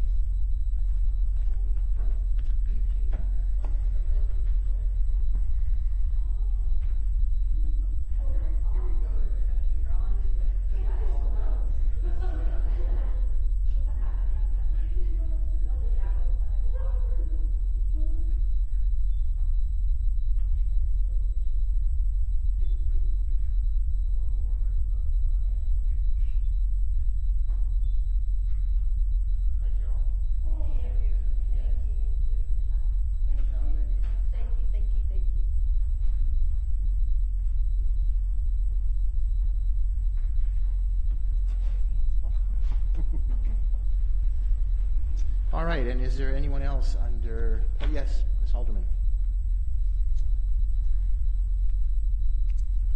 This whole meeting has been so kumbaya, and I wanted to say that Mark Lamon misstated. This room was not filled with participants and citizens. It was filled with commissioners and commissioner spouses, and the council, and city staff, but not citizens, not unincorporated people that wanted to be here. I am so tired of all your ethics. I have waited 6 months for a city, and you need to develop something on your city email and your personal email accounts. I've waited 6 months being called batshit crazy by Mr. Moore on city email. Have I received an apology? No, after 6 months. There is whole bunch of new emails coming out, personal emails. One was against Greg Carricker by Mark Lamon to the editor of the Community Voice, urging him in a lot of ways, not to fire Greg and him replace him. They're published. Go look them up. And it was using his personal email. He did it again to George Barrick when he personally used his personal email for the DA Ravitch to set George up for a peeping Tom charge. She investigated, found nothing. That is all on email. That's all on that. Another ethics. Your lovely neighbors for Measure G, which was the fundraising committee led by Mark Lamon, who were very, very classy. He was not acting as a neighbor. Who was the donors? City council and city staff and a few businesses, not neighbors. You just have no ethics, and I am so tired of it. You don't represent all of us. You attack us with everything. There are a few people running the city, and you don't care about anybody else. What about the frickin' homeless? Or anything? You won't do anything. Thank you for your comments. Is there anyone else who would like to speak this evening? All right, seeing no one, I will go ahead and close the citizens' business public hearing. We are moving on to item 10, which is consent calendar. There is nothing on the consent calendar. Mayor DeLosso, if I may. Yes. I would just like to make a couple of comments regarding the citizens' business. I just wanted to indicate that I was very proud of the Miss Sonoma County representatives here. I think you guys have done a fantastic job representing the county. Very nice. And then for the record, I just want to clarify that I never called Ms. Halderman batshit crazy. Thank you. All right, we're going to move on to item 11, which is direction on future agenda items. I will look left and then right. Do we have any items? I see a hand up. Councilmember Harvey, yes, please. I would like us to put on the agenda a presentation and possible action on the CASA Pact. I will report more deeply in my council report, but I went to a presentation on that with the North Bay League, and there's a lot of things in there that are really, quite frankly, I'm raising the red flag, and they're pretty scary. We take very seriously our small town character, and for someone at the state level to want to say that we could have a 7-story building and we don't get any say in it is really just a little absurd. But I'll go into more detail, but I'd like that on the agenda.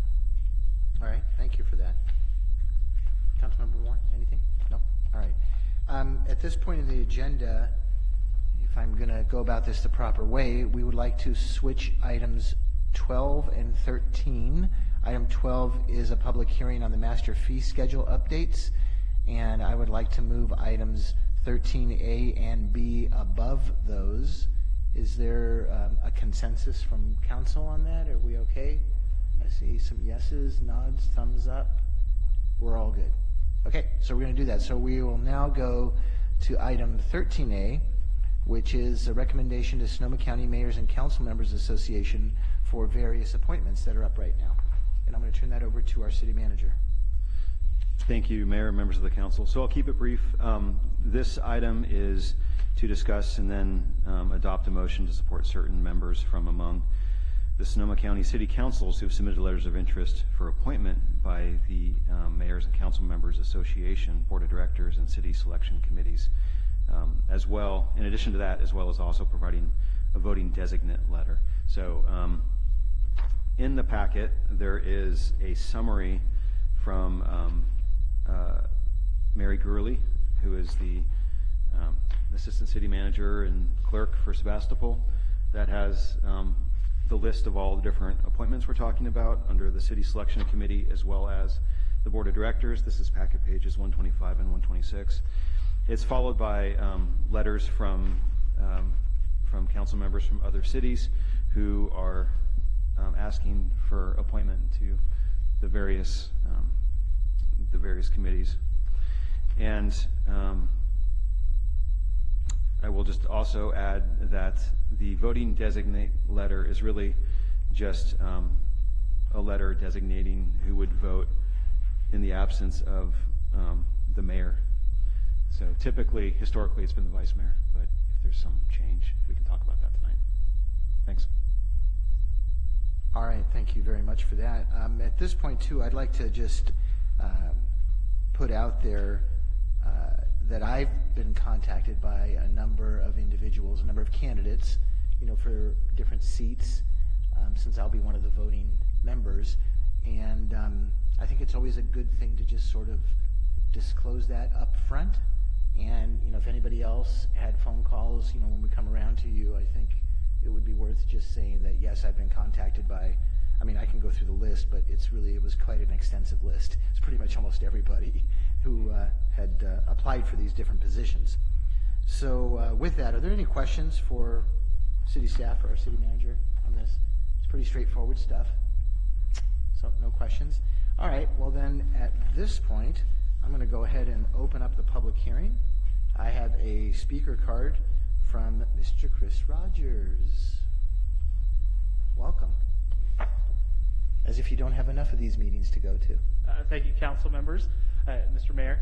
It's true, we didn't have a meeting tonight. I think it was fortuitous just so that I could come and hang out both in Rohnert Park and down here in Cotati for council meetings. There you go.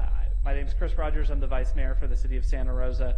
I did put in a letter of interest to be one of the SCTA representatives on the SMART board. As many of you know, I have a long history of working on regional issues, and in fact, the first piece of legislation that I ever worked on that was signed by the governor was for SMART.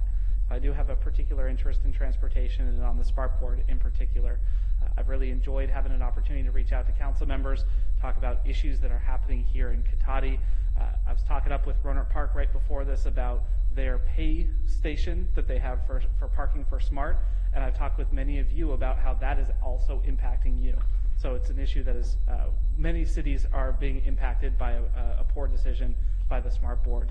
What I'm really interested in doing is being an advocate for cities, not just for my own city, but really listening and hearing what issues you have, and when you have an issue, it's my issue to be able to champion and to be able to get responses from SMART as well. I also am a person who works in downtown Santa Rosa. I live in downtown Santa Rosa, and I would love to see the SMART train become more affordable as an actual commuter rail. Right now, the average rider over the first year makes $95,000 a year. is a white male over the age of 45. It has other transportation options. Many people don't.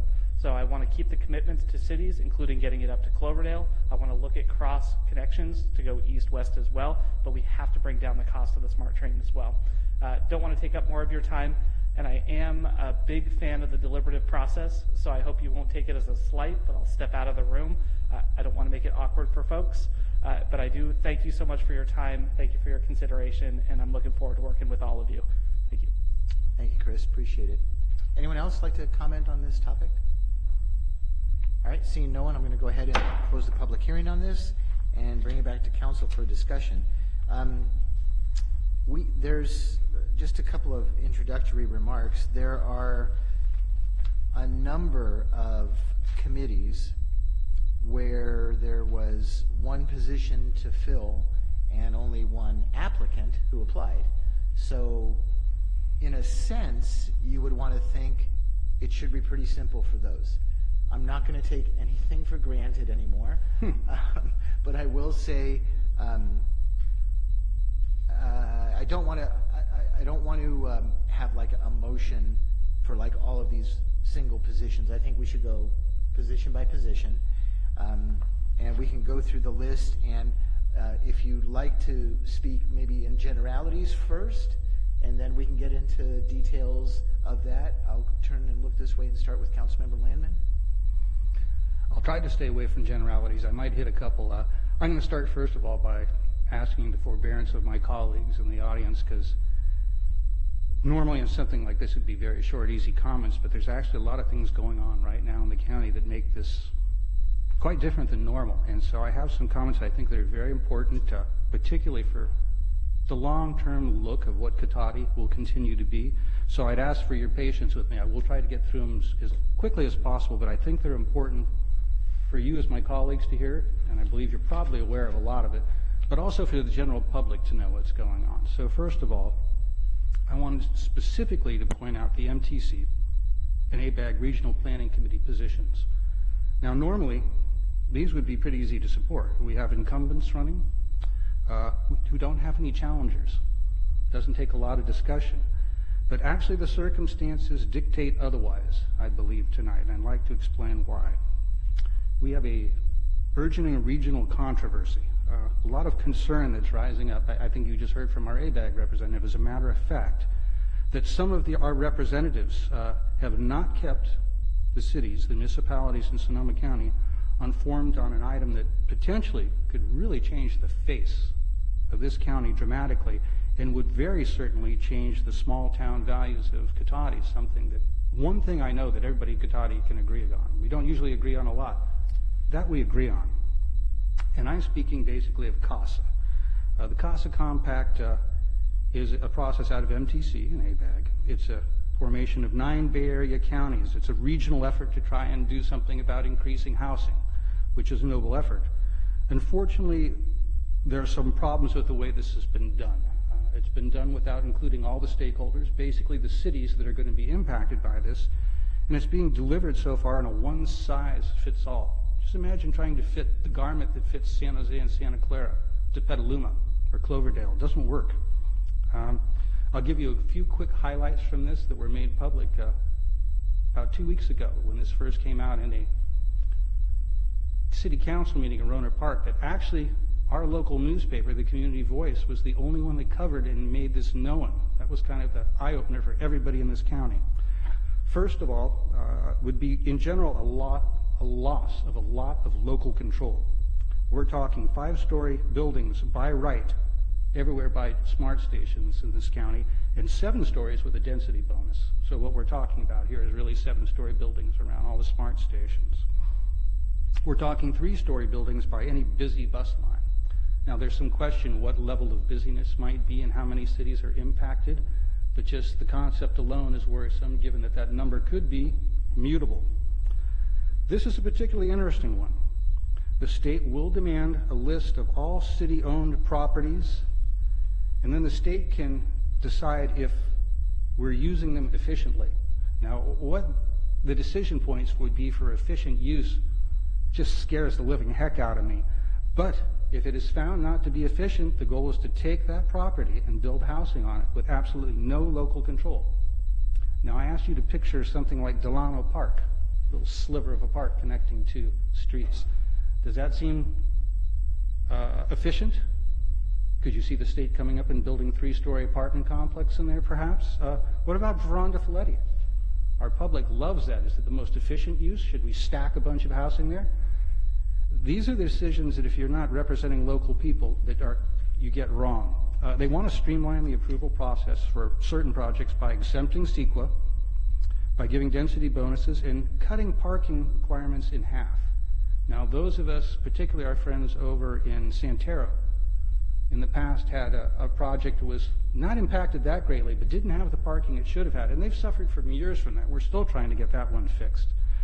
This is, in a sense, we all support the concept, I think, of greater density in downtown areas, in project development areas such as the train stations, but this is just much past that. It's my personal description, it's vertical sprawl, a one-size-fits-all way of working.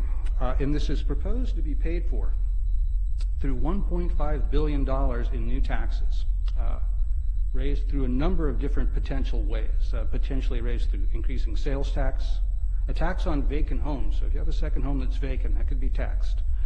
A tax on new commercial development. The one thing every city is trying to do is, and certainly us, is develop more commercial properties, and this would work against that. A tax on businesses' gross receipts. Think about that one for a bit. Gross receipts, wow. A jobs tax, basically a tax on businesses for every employee they have. And of course bonds, which are really just property taxes. Now, the estimate for Rohnert Park that the city manager at Rohnert Park gave, he said it was a rough estimate, but still, he figured $200,000 a year from the city itself and roughly $15 million from the local economy of Rohnert Park, from the residents and the businesses at those funding levels, to go to 9 Bay Area counties with a larger oversight committee with essentially no true local representation and not getting anything evidently of value back.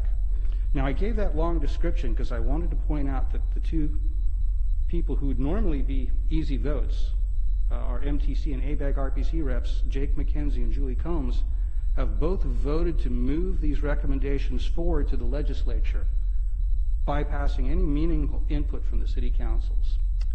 These are terribly controversial items, and I think these are the things that should have come out for a full discussion with our staff having a chance to talk to their staff, have a full presentation, let the public be here, and most importantly, what you would expect from any representative, get some direction back on what to do and to follow that direction.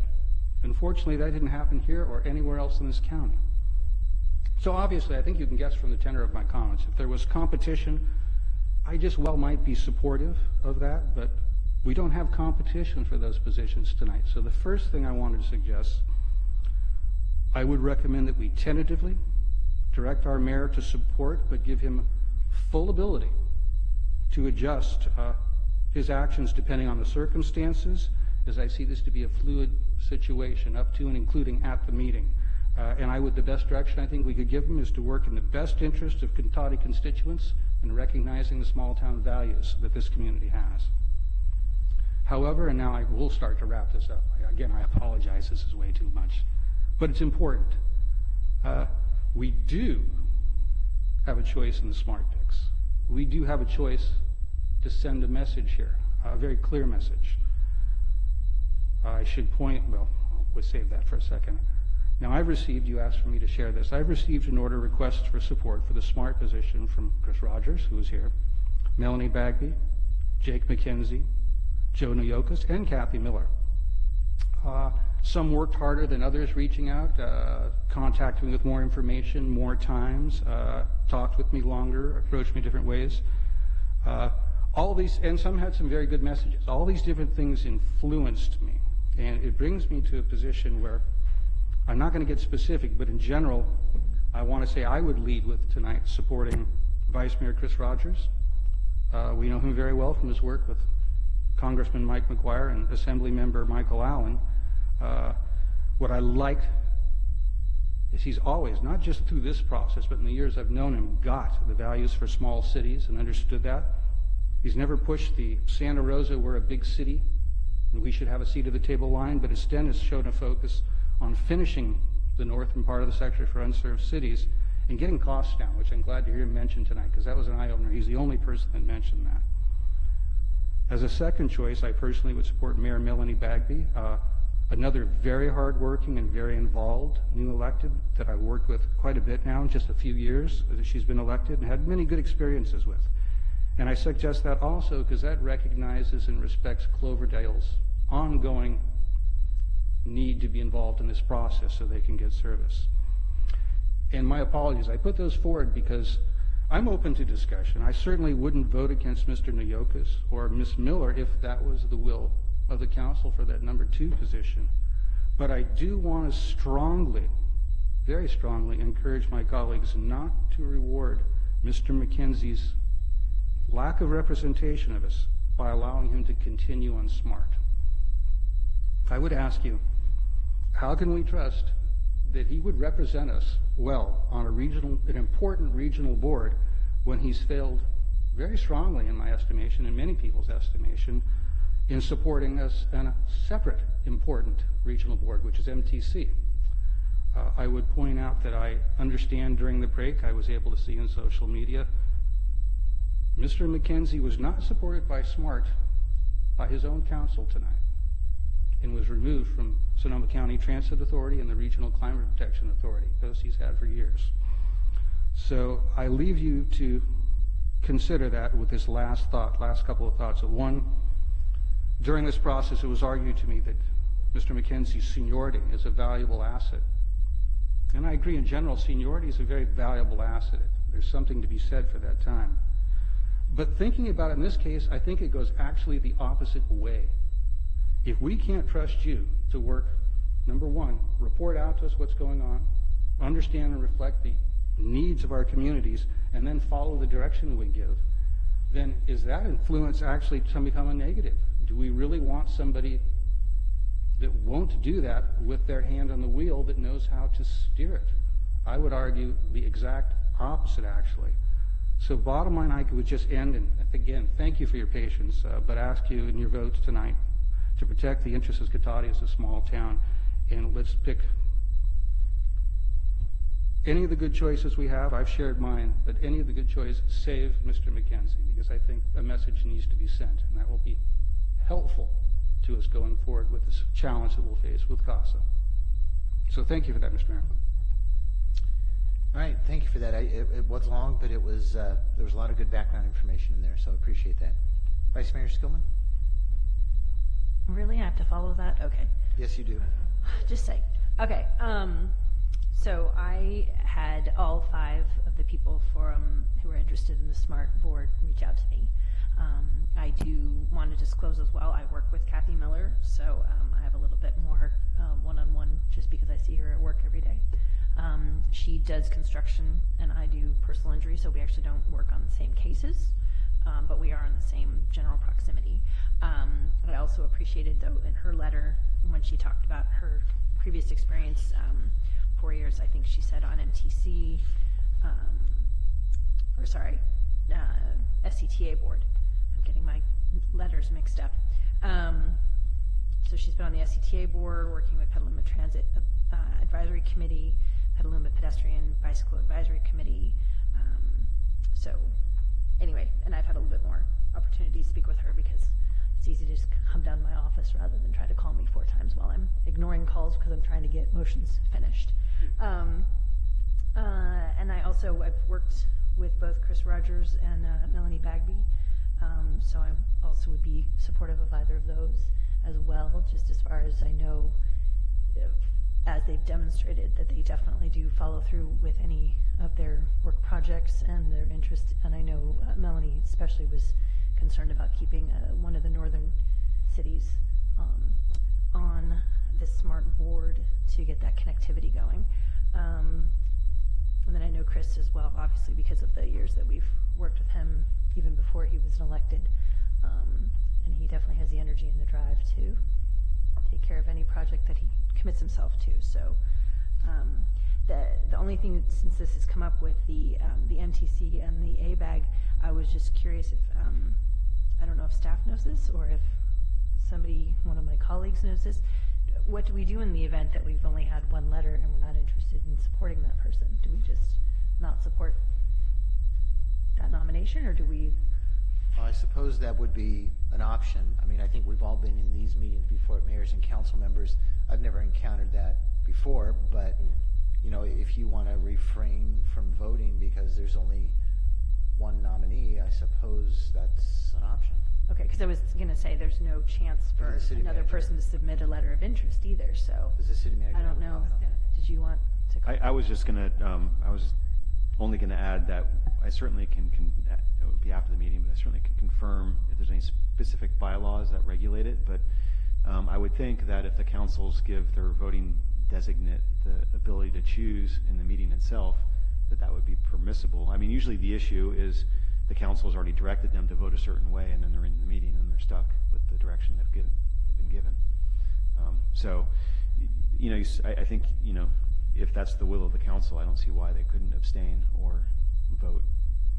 Mr. Mayor, if I might, as a background, it might be helpful in that. I did have a chance to look through the very skeletal rules that we have.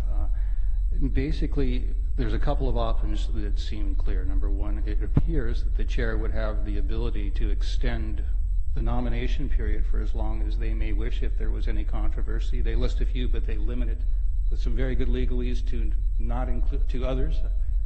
Our attorney might recognize the term, but it basically looks like it's an open door. If there's a controversy, they can do that.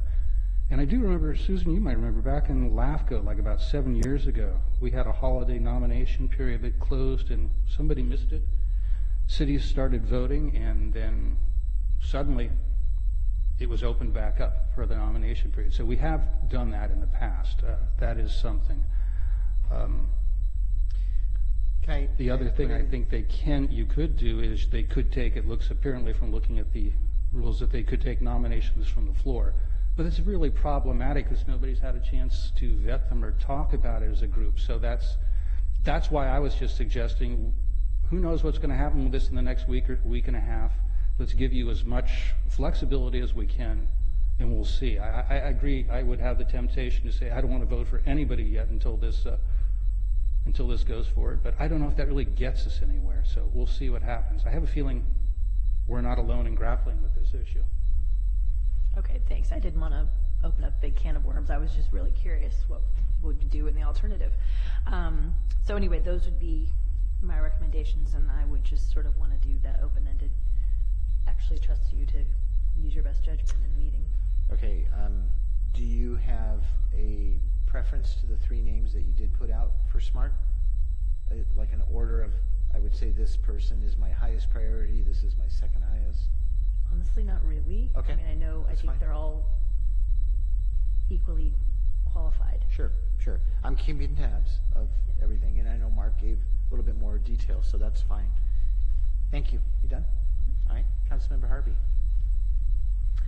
Well, thanks, Mark, for all of that. You were able to explain some of the things that I was going to explain in my report, but thank you for that, because I think it is important to this discussion and as a way of background here. I too was approached by many folks, not all, but many folks, and had some very good conversations. I was very appreciative of the back and forth and the answering my questions, and I even had one individual call me back again to make sure that, that if I had any more questions, and in fact I did, because after talking to a few other people I had more questions, so I really did appreciate that. So given that, I concur with what you're saying, Mark, and if you're asking for my 1 and 2, I would do Chris and Melanie. And it is an unfortunate situation, that has happened. It's really unfortunate.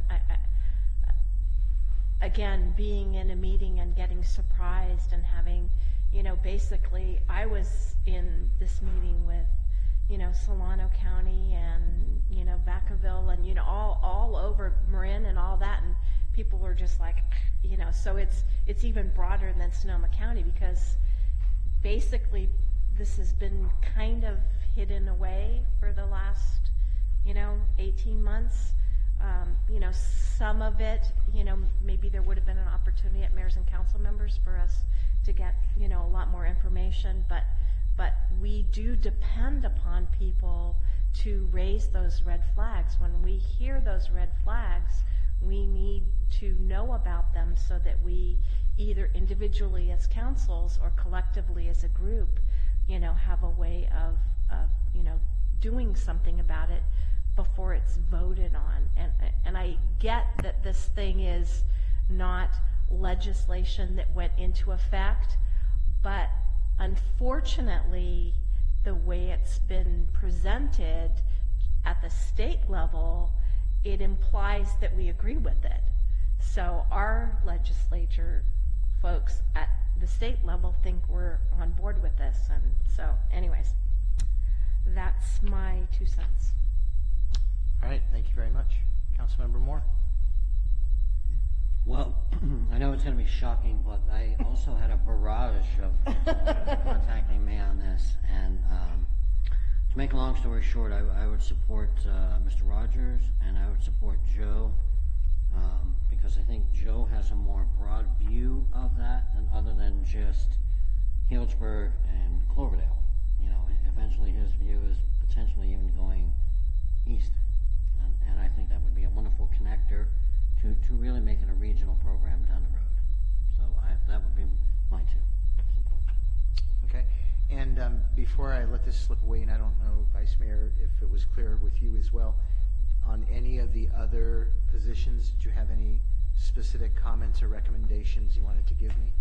Or is it, the people who applied, yeah, that's okay? Yeah, with the exception of, as was pointed out on MTC and on Smart SCTA, that I have no issues Yeah, and I would, with any of the... I guess the one concern I would have is if there was some kind of a motion to sort of open this up and have people reapply.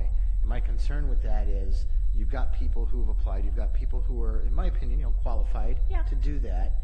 And I think there would be this incredibly awkward situation set up amongst anybody who would apply for one of those positions and the current only applicants. I think there could be some real awkwardness there. In fact, I would guess that people would probably not want to apply to avoid that awkwardness. That's just me thinking out loud. I don't know. Things have changed in the last week or so. I understand. But then we may have a vacancy for a little bit till we kind of get through, all of us in Sonoma County kind of get through this, understanding of all of it. People might feel differently, a little bit farther down the line. Right. There's still a lot more to understand. Absolutely. Is all I'm saying, is people might feel differently then. Mr. Mayor, are you inferring that we may, on some of these positions, not take a position? Well, I'm looking for that direction tonight. If there's a consensus and people feel strongly enough to do so, I will tell you that my personal opinion right now is that I would be in favor of appointing all of the people who've applied where there's one seat and there's one applicant who've applied for those, even though all of the comments that have been made. But I would also, I'm really leaning towards giving direction to all the mayors at this meeting that, these are really important seats, and we need to take these seriously. And we're not representing our individual jurisdictions. We're representing the Mayors and Council Members Association of Sonoma County. And that has to be in the forefront of everybody's mind. And when we have our meetings every other month, it is your responsibility, if there's something that's even maybe a cautionary flag. I'm not even saying CASA, but maybe CASA, the first time it was submitted as a discussion at one of the other meetings, that should have come to the body that has all 9 legislative bodies attending it, and that would have been an incredible discussion. I can only imagine what the discussion would have been, but to me, that would have given some pretty clear direction at an early stage. And I don't know if it was the timing of when that came out, I don't know, but I'm just, and I haven't put it in writing yet, but I want to put some really strong language out there to the mayors that, and this goes for everybody who's appointed, that it is your responsibility it's your responsibility to report out the important and significant items that you hear while you're going to these various meetings. Can I give you an example Please. of that? I can recall that at least at one of the meetings when they were discussing raising the bridge tolls. I mean, Gina reported that this is coming down the line. We're going to be voting for this. This is why. This is, the reasoning behind. She gave us that opportunity to weigh in as a group on it. I'm just saying that's an example. That's the example that I would say everybody should be following. Yeah. Yeah, Mr. Mayor, if I may, very briefly, since I've used an incredible amount of time, and I don't think that even covers it. For something like that, a quick heads up at mayors and council members might be very effective and good representation. For changes this amazingly overarching and this powerful to this entire county, in fact, this whole region potentially, there's no way you bypass the cities. We all know there's two ways to get something controversial done. You can do it the right way, and can kind of like we did with the wayfinding thing, even though that wasn't terribly controversial. You get everybody in a room, and you hammer it out, and you finally beat down something everybody can live with, and that works. And if you can't do that, you probably shouldn't be doing it. Or there's the other way, which the more cynical of us might tend to think happened here, which is you do it as quick as possible during the Christmas season, and you don't get it in front of the cities because you know they won't like it. You try to get it out into the legislature, where it has a chance, maybe most of it will get by if they're lucky. And I think being very firm in a response to that is unacceptable in any sort of way we can leash or control or put requirements on our representatives to ensure that those actions go forward in that matter. That's the direction we have to take, at minimum. There may be more. And again, that's why I say I'd like to just give you full ability to improvise. Smiling at myself, picturing what that could mean. But with it, I think you and every other mayor in this county will need it, because there's a lot of possibilities, and I think we should be open to all of them, because this is not a typical process. But it is difficult. If we don't support anybody, do we leave the spot open for a couple of months to reopen it? What happens if nobody else applies? I think first step, better process. Number one, if you're going to be our representative, you represent us. You report back, you take direction, and then you follow that direction. Especially on controversial items, certainly, bare minimum. Let's work to get that, and then we'll take it from there. Kind of where I was going with my statement, so yeah. All right, so my turn. Again, I spoke of the 5 candidates for the SMART board. Actually, only 4 of them contacted me, which is never a good thing for that 5th person. Just saying.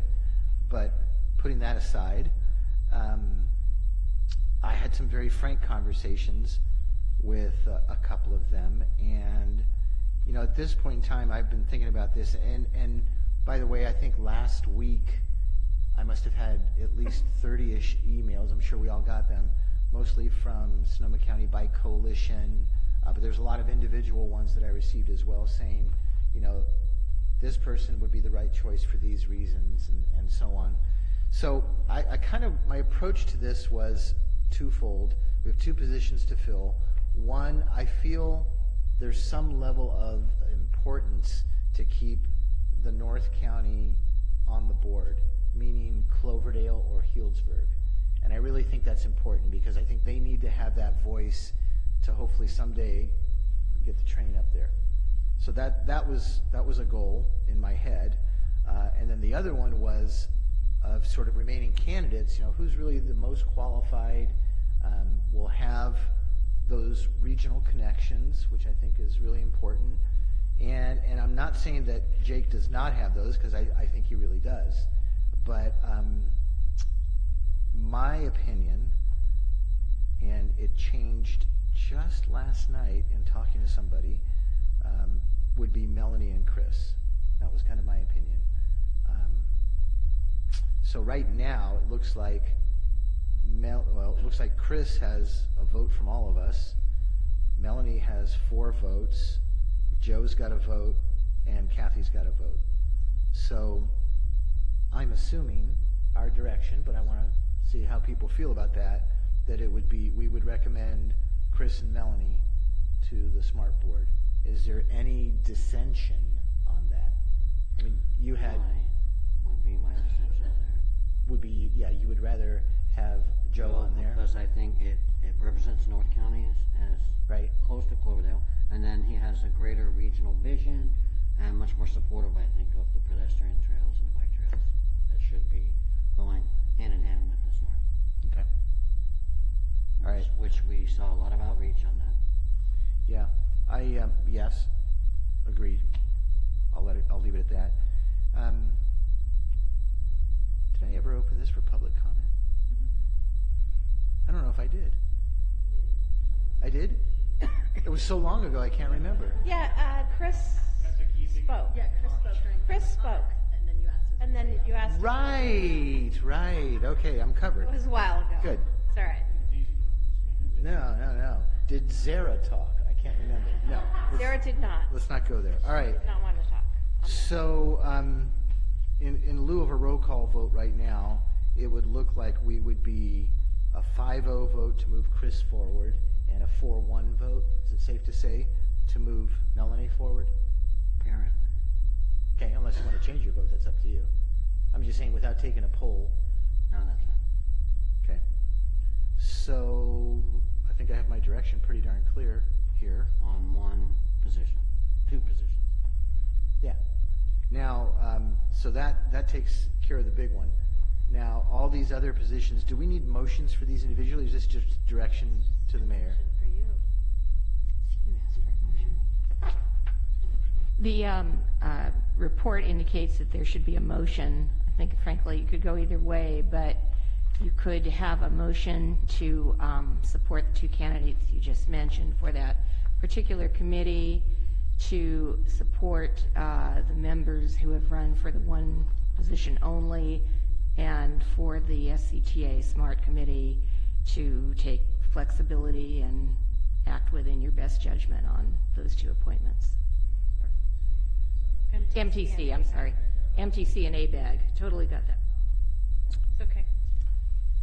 Right. And do we want to take the 2 individuals for SMART, since we have a 5-0 and a 4-1 vote on those? Do you want to just should we take a roll call vote just so we have it on the record? Or you can if you wish, or you can just do 2 separate motions, and you'll have a 4-1 vote, and it will be reported in the minutes who the dissenting member was. So either way you want to do it. I'll do 2 separate motions. Would you like 2 separate motions? That's fine. Good. Okay. Well, then For simplicity, we'll move it on.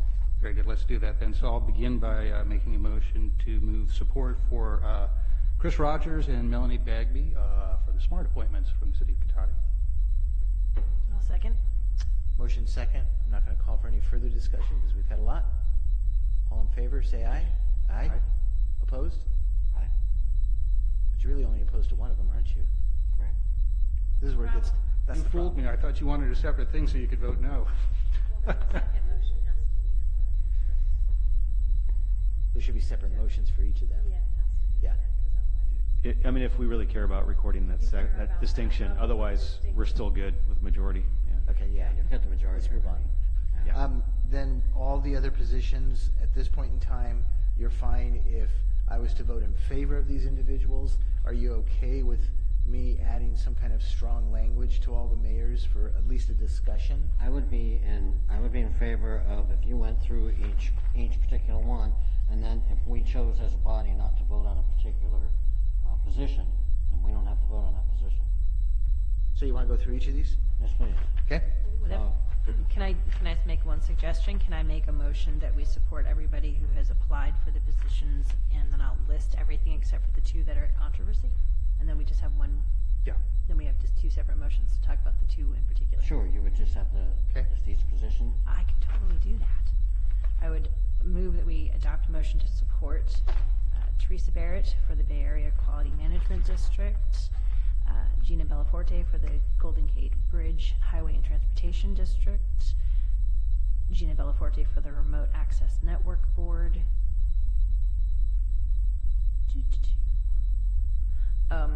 City Selection Committee would be City of Sonoma, and for the chair, and City of Windsor for vice chair. Then John Sawyer for the North Bay Division League of California Cities as an alternate, it looks like. Leah Gold of Healdsburg and Nasa Hinton of Sebastopol for the Sonoma County Agricultural Preservation and Open Space District Citizens Advisory Committee. I'll second that. Okay, no further discussion? All in favor, say aye. Aye. Opposed? Abstentions? Good. All right, 5-0 on that vote. So now you want to go back to MTC and ABAG Regional Planning Committee. So that's where you want to just build in a little more flexibility at this point? That was my thought. That seems the most prudent thing we can do. Okay. It is a good first step. Because who knows where the discussion will go. And you know what, if I might, if my colleagues would agree, how did I word that? I would ask you basically just to best interest of Cotati constituents and Cotati land use values. Keep those in mind and you can't go wrong. I can do that. All right. I've got my direction. Thank you.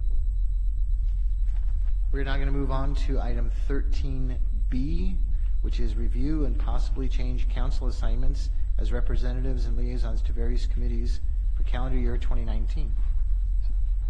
Sorry, Mayor, one last thing on the prior item. Just the voting designate. I assume that the council's okay with the vice mayor being the alternate, but we should have that. Anybody have an issue with that? You'll have to take it up with the vice mayor if you do, but nobody has an issue with it, so good. We're there. Mayor, if I may interject, the letter actually states Vice Mayor and Councilmember Moore. Oh, as the alternates? Mm-hmm. Oh, second alternate. Oh, a second alternate? Okay. Any And issues? In the absent thereof, if yourself, but Vice Mayor Skillman and Councilmember Moore are to vote in your place if they would go Vice Mayor Skillman first and then Councilmember Moore. Right, and this is just for the mayors and council members. Pre-meeting? Yeah, okay. I'm not going to miss any of those, so I wouldn't worry about it. Yeah. Well, I think we solved that. Nicely done. That's what I thought too. Thank you. All right. All right, so now we're back on, that's clear on item 13B. All right. Thank you, Mayor, members of the council. So we went over almost all of this in December, as we routinely do. One of the well, actually, there's as this describes, there's two items that came up that we wanted to bring back up for discussion, based on the discussion back in December. And one was the Sonoma County Health Action Committee appointments, and just making sure Councilmember Harvey was not able to attend that meeting, so that we didn't have a discussion on that one appointment, so having a discussion on that one. And then also there was a follow-on point to discuss if we want to continue to nominate liaisons for Planning Commission and Design Review Committee. So those are the two items really that we're talking about tonight. Okay, do we have any questions for staff on that one? I didn't think so. Let me go ahead and open this up to public comment. Anybody like to talk about this? I didn't think you did. I could tell. All right, we'll close the public comment. So let's take the Sonoma County Health Action first. It can be all you, John. I knew you were going to say that. It's all you. And yeah, that's fine. We'll just flip. So I'll be your backup. How's that? Is that fair enough? You can Is swap that clear us. to staff? Okay. I'm going backwards here. We don't need a motion for this, do we? Yeah, I mean, I don't think we do. Yeah, there's no motion in the recommendation, but there just should be some consensus for the change. Right. So is there anybody who doesn't want to put their thumb up on this? Okay, everybody's in favor, 5-0. Good, we're there. All right, let's move to that next item, which is liaisons to the commissions, design review, planning. I think we kind of left that one wide open, but it seemed as though that council direction had been to the city council that, and hearing this again last week in Sacramento, that every attorney out there says you really don't need to be going to those meetings. So that's when I asked the question, well, why do we have these liaisons then? I'm looking for, it was a rhetorical question, but anybody can feel free to answer. I can lead off, and then I'm sure people Please. fill in some of the gaps. But it has been sort of a relatively long-standing convention here in Cotati. And I think the theory is that member would then report back to the full council.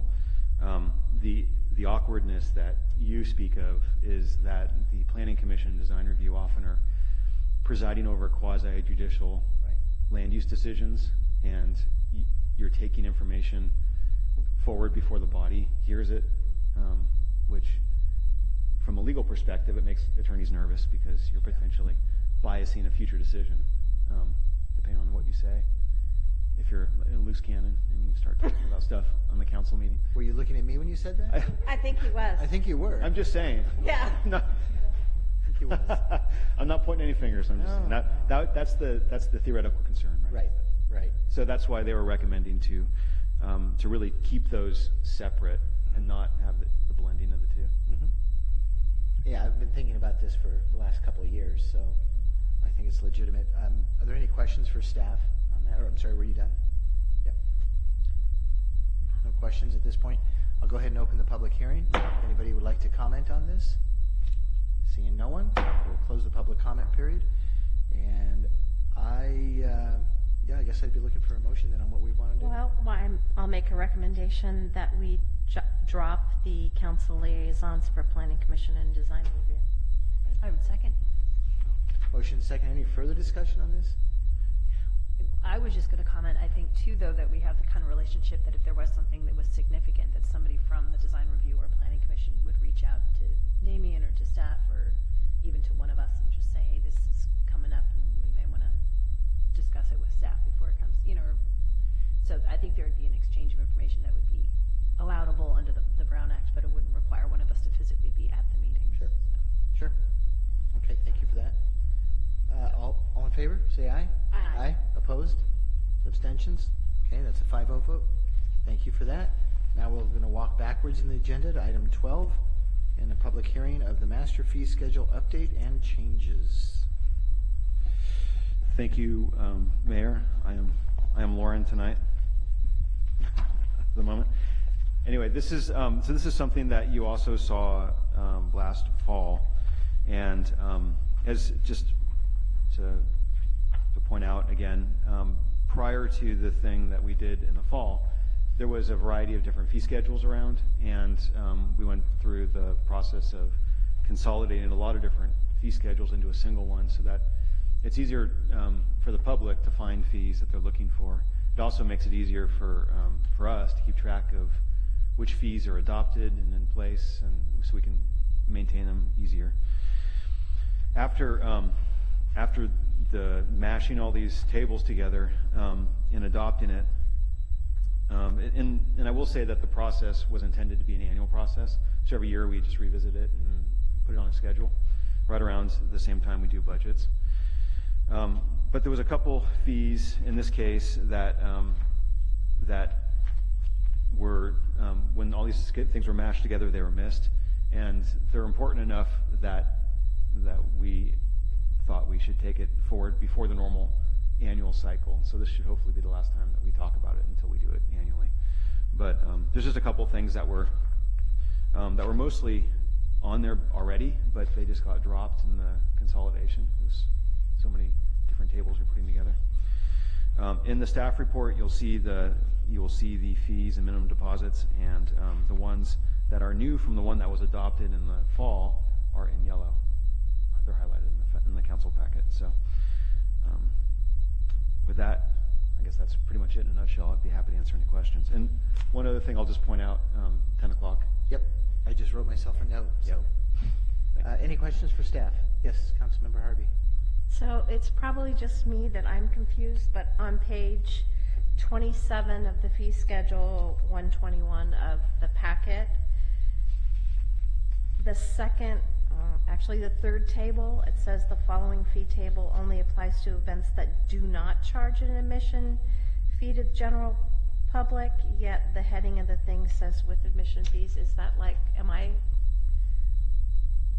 the one above, I think, is the no charge. I think maybe,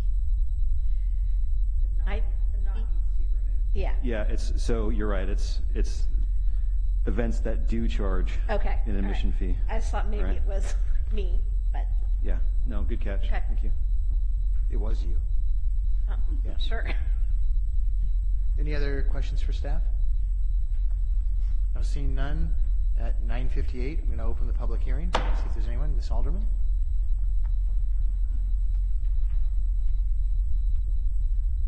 I just wanted to say, Norm has been gone since October, so we don't have any really idea what the city budget is. So why are you doing fees and schedules when you don't really have good control on what the budget is? We haven't heard anything that you replaced him or anything, so why are you updating things and projecting things when he's not around, or some replacement? Right, thank you very much. Anyone else like to speak on this? Seeing no one, I'll close the public hearing and look for some council direction on this.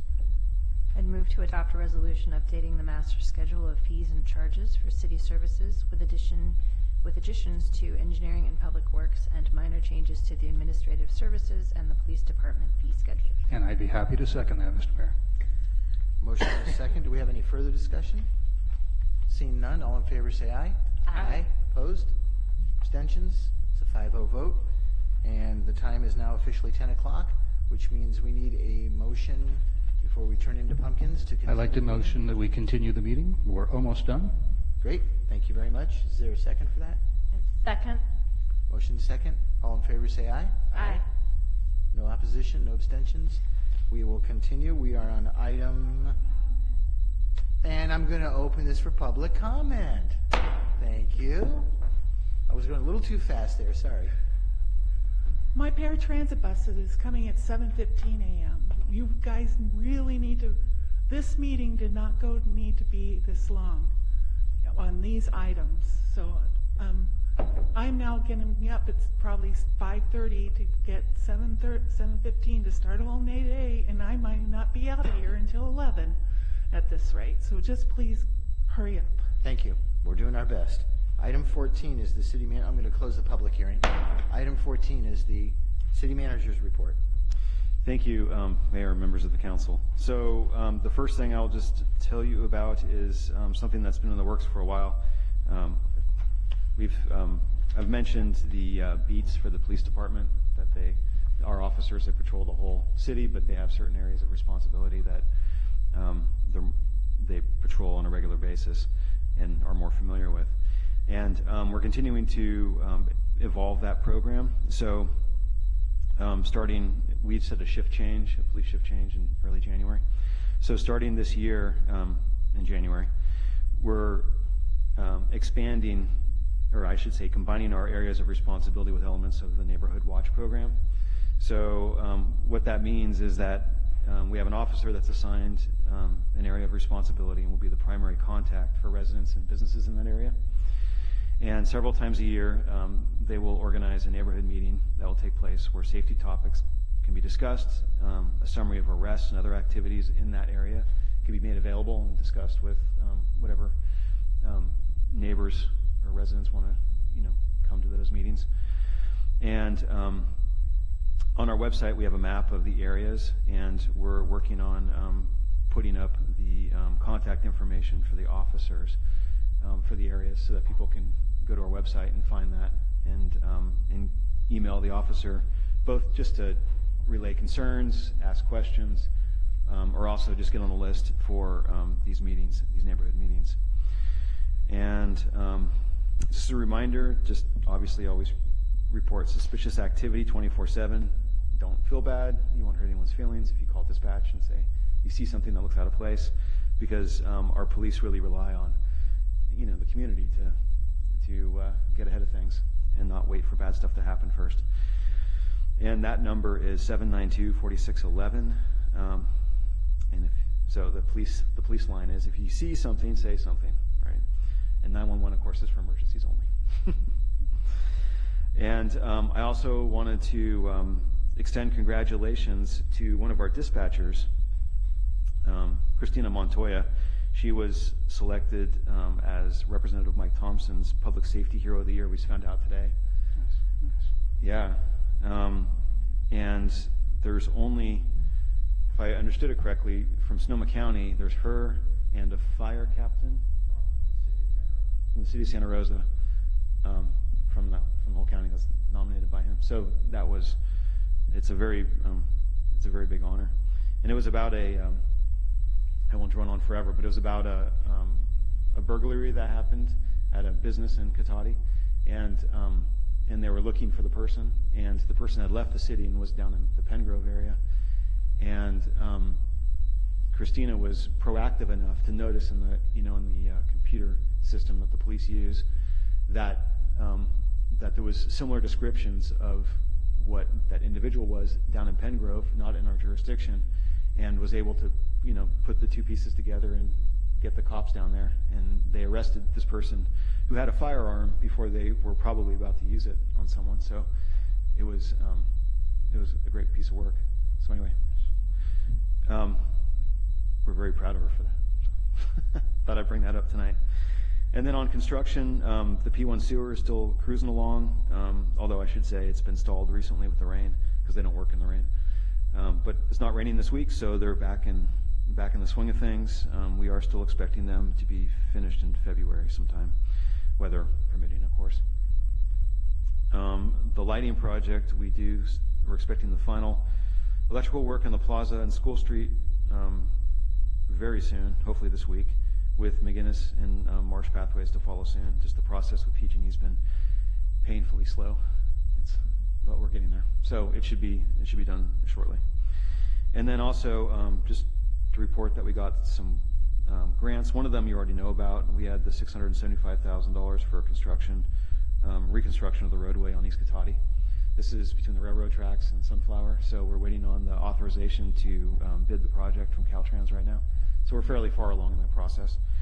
We already have the grant money. We're just getting the okay to actually construct. And then $195,000 CDBG money for the West School Street path, which will shortly be before you for a design contract. It's through the environmental process. The grant's been secured. It's just getting the detailed construction documents done, and then the construction itself. And this is out on the Richardson Lane end of things. And just some recreation updates. Last Friday, Farmster held their grand opening ribbon cutting with the Cotati Chamber of Commerce at the ranch. I know some of you were there. So there was a lot of great pictures that came out of that event. We had about 50 people in attendance, and people got to pet a brand new baby goat, visit a newly added rabbit and chickens, as well as other animals currently living in the ranch, ask questions to the operators, learn about the ranch, and sign up for one or more of the upcoming Farm Friday volunteer days. A reminder that the Redwood Empire Food Bank is offering a senior food basket at Charles Street Village to anyone 60 and up on the second Wednesdays of each month from 9 to 10 a.m. in the morning. The next one is on February 13th. And you don't need to be a resident of Charles Street Village to receive a food basket, but you do need ID for age verification.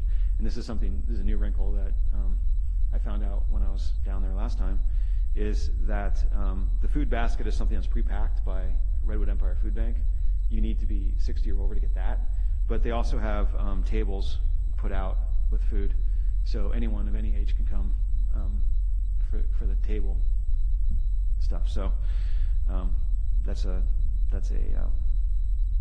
good resource. And then also February 16th is a Saturday. We're having our second annual Sweethearts Fairy Tale Dance for parents and their little princes or princesses. And children and families will enjoy a fancy evening of dancing, crafts, and refreshments. So father-daughter dance-ish kind of thing. So that'll be fun. And then finally, Camp Cotati Spring Break Camp will be held March 18th through 22nd for children who have the week off of school. Camp is from 7:30 to 6 p.m. Monday through Friday for children ages 5 to 12. And we expect to sell out. We've been selling out. Our camp's been selling out, so register early to ensure space. And one of the cool things, actually, we're doing it more and more in the last camp, we saw some of this as well, was starting to see some of that tie-in with the Veranda Fletty Ranch and getting the kids over there and introducing them to the animals and teaching them about farming and the animals. So that is starting to evolve, and we'll have more information on that on the Veranda Fletty Ranch in the near future, the council. That's it. Thank you. Excellent. Thank you very much. Any questions for the city manager on any of the items? Yes. Very quick comment, not a question, but in terms of Farmster, walking by here with the dog the other day, noticed they were working over. They had a couple of kids working them. I thought it was family people. When I came back, I saw the kids back up the street their house. So neighborhood kids are already going over and getting involved and helping out for, who knows, a few minutes or something. But community things starting to happen there. I was very pleased. Nicely done. Excellent. Thank you for that. All right, we're going to move on to city council member reports. I'm going to start with Councilmember Moore. Nothing to report out. I have REMIC coming up Thursday, Friday, annual meeting. All right, thank you. Councilmember Harvey? Yes, a couple things. One, I attended the League of California Cities North Bay Division meeting. That's where I heard all about CASA as it was coming down. I since then printed all the material on it. I won't go back through that since I think Mark covered a lot of what was in there, but for sure we really need to be on top of this, because both the land use implications as well as the funding for it could be extremely detrimental to our city. It's just amazing to me that that they can come in and do that. But one of the things that reminds me, one of the folks that was up in Sacramento had said that a lot of the cities have been using the terminology local control for a little bit too long, and some folks are saying that developers and others are saying that the local control is too restrictive, and so they're really looking for other ways around that. So it's a double-edged sword, because we have to do things and we have to build things, but we care about our cities. We care about what they look like. We care about the character of them. So one size does not fit all, and that's one of the biggest problems with a lot of this, is that it's a one-size-fit-all, and what works in San Francisco is not necessarily going to work here in Cotati. Secondarily, I went to the Waste Management Agency meeting. The biggest thing there is we did the annual work plan. Pretty much the same things will be happening for this upcoming year. We're kind of waiting for the new director to be hired. We were able to get 17 applicants, so we'll be hearing more about that, but that's a really good sign that we got that many applicants. And then someone from the audience came and talked a little bit about some of the bills that are coming down. Again, we'll find out more about these, but there's some new bills coming down on climate action and pollutants and waste and landfills and things like that, that we're really going to have to take a deeper look at some of these. In particular, SB 1383 is something we're going to have to keep our eyes on, because it's pretty stringent what they want us to do. So that is my report. Great. Thank you very much. We'll go to Councilmember Landman. Very briefly, let's see, you have copies of the 2018 Sonoma Clean Power annual report. There's one in back for the public to look at and for staff if they wish to. We have upcoming this Friday, I believe in the morning, a emergency closed session regarding potential ramifications from the crisis at PG&E and the potential bankruptcy. Nothing I can share at this point. When I do have something and there's something I can share, I'll bring it forward. Obviously, this is another area of interest to us, a lot of potential ramifications, as I'm sure you can imagine. Thank you. Vice Mayor Skillman. Thank you. I attended the open house that they had at Farmster across the street, and Dustin is hoping to make that sort of a permanent open house every third Friday from 3 to 5.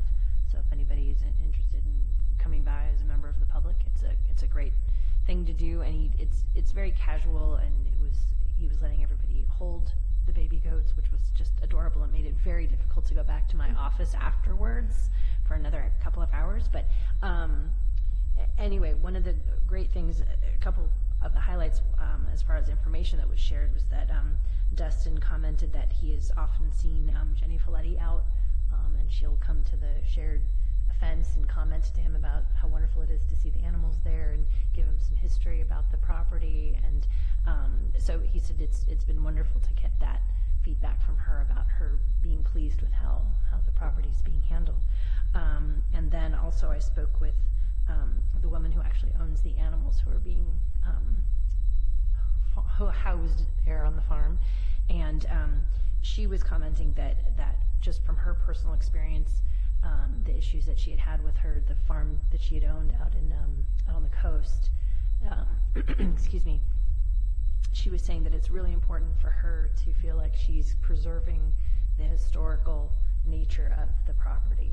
And that was really, and I thought that was important to share with staff, because I know I'd had people coming to me and speaking to me like from the Historical Society and just commenting that this looks great, but what if it devolves into something? And I commented, it's a 3-year lease, there is oversight and back and forth. And so it was really fantastic to hear one of these key people who were involved with it just say that is just number one for her, is to preserve the historical nature of the property. So just wanted to share that information with all of you guys.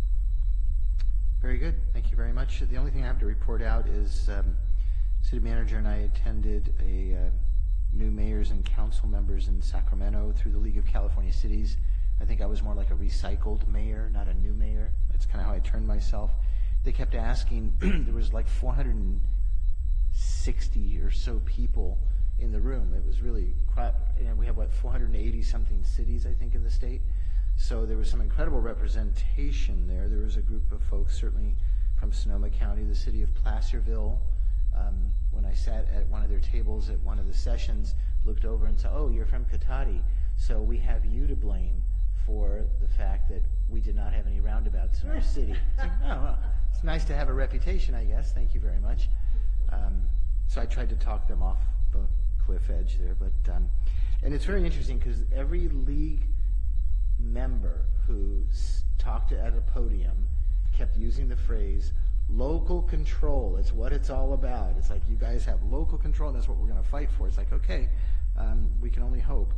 And not knowing where the whole CASA thing is going to go within this county, if it takes a cadre of council members going to the state capitol and talking to our representatives there, then that's just something we should consider.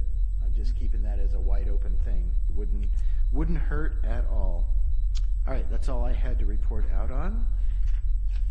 And item 16 is public comment on non-action agenda items. Ms. Alderman.